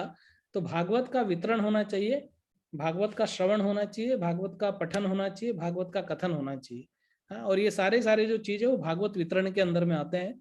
और प्रभुपाद ने कहा है कि if you want to please me distribute my books, हाँ, तो मेरा बुक्स जो है वो डिस्ट्रीब्यूट करो। तो यहाँ पर जिसकी कैपेसिटी यहाँ पर भागवत लेने की है वो यहाँ पर भी ले सकता है, जिसकी इंडिया में भेजने की कैपेसिटी है वो इंडिया में भी भेज सकता है, मतलब इंडिया, बांग्लादेश, नेपाल, आप अपने रिस्पेक्टिव प्लेस पे भेज सकते हैं। तो यहाँ पर जो है वो कॉस्ट बहुत ज़्यादा होगी, क्योंकि ऑब्वियसली कुरियर से यहाँ पे मंगाना पड़ेगा, लेकिन आपके देश में इतना ज़्यादा उसका कॉस्ट नहीं पड़ेगा, कुरियर का भी और भागवत का भी। तो हालांकि देखा जाए तो भागवत का वैल्यू जो है बहुत ज़्यादा है, अगर पैसे के टर्म्स में भी करे, लेकिन हम लोग हर जगह पे इन्वेस्ट करते हैं। कोई शेयर में इन्वेस्ट करता है, कोई एफडी में करता है, कोई म्यूचुअल फंड में करता है। तो हमको श्रीमद् भागवत में भी इन्वेस्ट करना चाहिए, और वो इन्वेस्ट करके हम हमारे घर पे भागवत को रखेंगे तो हमारे घर पे सबका भला होगा इसके अंदर। तो जो लोग कर सकते हैं वो करने का, और उससे बहुत इम्पोर्टेंट ये है कि आप लोग भागवत को पढ़िए और अपने जीवन में उतारने का कोशिश कीजिए। मतलब हम सबको भागवत पढ़ के और हमारे जीवन में उतारना है। तो ये कांटेक्ट नंबर यहाँ पे चैट पे डाला है प्रभु जी ने, तो आप ये कांटेक्ट नंबर दे सकते हैं। और ऑब्वियसली आप जहाँ पर हो, अगर आप राधा माधव आश्रम में हो, नामहट्टा में हो, तो आप सुरेश्वर जनार्दन प्रभु से और संजय ऋषिकेश प्रभु से और दूसरे भक्तों से कांटेक्ट कर सकते हैं। अगर आप लोग नित्यानंद कुटीर में है तो वहाँ के भक्तों से आप कांटेक्ट कीजिए। आप चैतन्य भवन, क्या नया नाम चैतन्य भवन है ना, चैतन्य भवन के अंदर आप है तो आप वहाँ पे भक्त वत्सल कन्हैया प्रभु से कांटेक्ट कीजिए। और यात्रा के अंदर है तो आप रविपति दामोदर प्रभु से आप कांटेक्ट कीजिए, या फिर आप राहुल प्रभु से कांटेक्ट कर सकते हैं, आप मुझसे कांटेक्ट कर सकते हैं, बहुरू प्रभु, किसी से भी कांटेक्ट कर सकते हैं। आप गिफ्ट कर सकते हैं भागवतम को, आप भागवतम का दान कर सकते हैं। और उस दिन हमने डिस्कस किया था बहुत डिटेल के अंदर कि भद्र पूर्णिमा के दिन श्रीमद् भागवतम को सोने के सिंहासन पर विराजमान करके और दान करना चाहिए, गिफ्ट करना चाहिए। तो सोने के सिंहासन पर क्यों करना चाहिए, उसका भी बहुत सारा कारण है क्या नहीं। तो एनीवे एक अलग बात है, लेकिन हमारा दिल जो है वो सोने का होना चाहिए। और इसके लिए हमको भागवत जो है, भागवत राजा है, भागवत ग्रंथों का राजा है, भागवत बादशाह है, भागवत सरताज है, भागवत राजा है। तो राजा हमेशा सिंहासन पर बैठता है, इसलिए भागवत को सिंहासन पर बिठा के रखना चाहिए और उसका पठन करना चाहिए। और श्रीमद् भागवतम में एक ये वर्ष आता है कि श्रीमद् भागवतम पुराणम अमलम यद वैष्णवानाम प्रियम, कि वैष्णव को बहुत प्रिय है श्रीमद् भागवतम। और इसके लिए यत शृण्वन सुपठन विचारण परो, कि उसको सुनना चाहिए, उसका पाठ करना चाहिए और फिर मनन करना चाहिए। हम लोग भागवत में क्या सुना, अभी जैसे आज भी हमने जो सुना उसके ऊपर मनन करना चाहिए, और ऐसे करके हमको भागवत का वितरण करना चाहिए। ये बहुत ही जरूरी है। भागवत का वितरण जो है वो इस दुनिया के अंदर बहुत नेसेसिटी है। और मनुष्य के जीवन में शांति और समाज में क्रांति चाहिए तो भागवत का वितरण बहुत बड़े लेवल पे होना चाहिए, है कि नहीं। भागवतम महापुराण की जय। अरे बहुत बहुत धन्यवाद प्रभु। तो प्लीज आप लोग जो लॉगिंग में है तो ज्वाइन किया है, आप लोग कृपया अपना अपना एरिया में या चाहे तो जो कांटेक्ट नंबर दिया है उसमें भी आप लोग कांटेक्ट कर सकता है। और इधर उपस्थित जो कुछ वक्त हैं आप लोग देना चाहते हैं अभी भी बता सकता है। तो आपने देखा प्रभु जी ने बहुत अच्छा से बताया, तो 2 मिनट में बहुत कुछ बता दिया और हमारा यात्रा भी बहुत प्रयास कर रहा है। तो आप लोग का नाम दे सकता है, कांटेक्ट नंबर अभी। ओके, थैंक यू प्रभु। हम लोग अभी प्रभु आप थोड़ा गौरनिधि का दर्शन करेंगे। बिल्कुल करेंगे प्रभु, बिल्कुल करेंगे। आप और प्रभु जी सुरेश प्रभु किसी को इंस्टॉलमेंट भी कर सकते हैं, यात्रा का है ऐसे का बहुत सुंदर आ रहा है। बहुत सुंदर ये है कि हमारा यात्रा ने बहुत अच्छा मौका दिया। अगर किसी को अभी एक साथ में नहीं दे सकता है तो 2-3 इंस्टॉल में भी दे सकता है, 2-3 महीना में।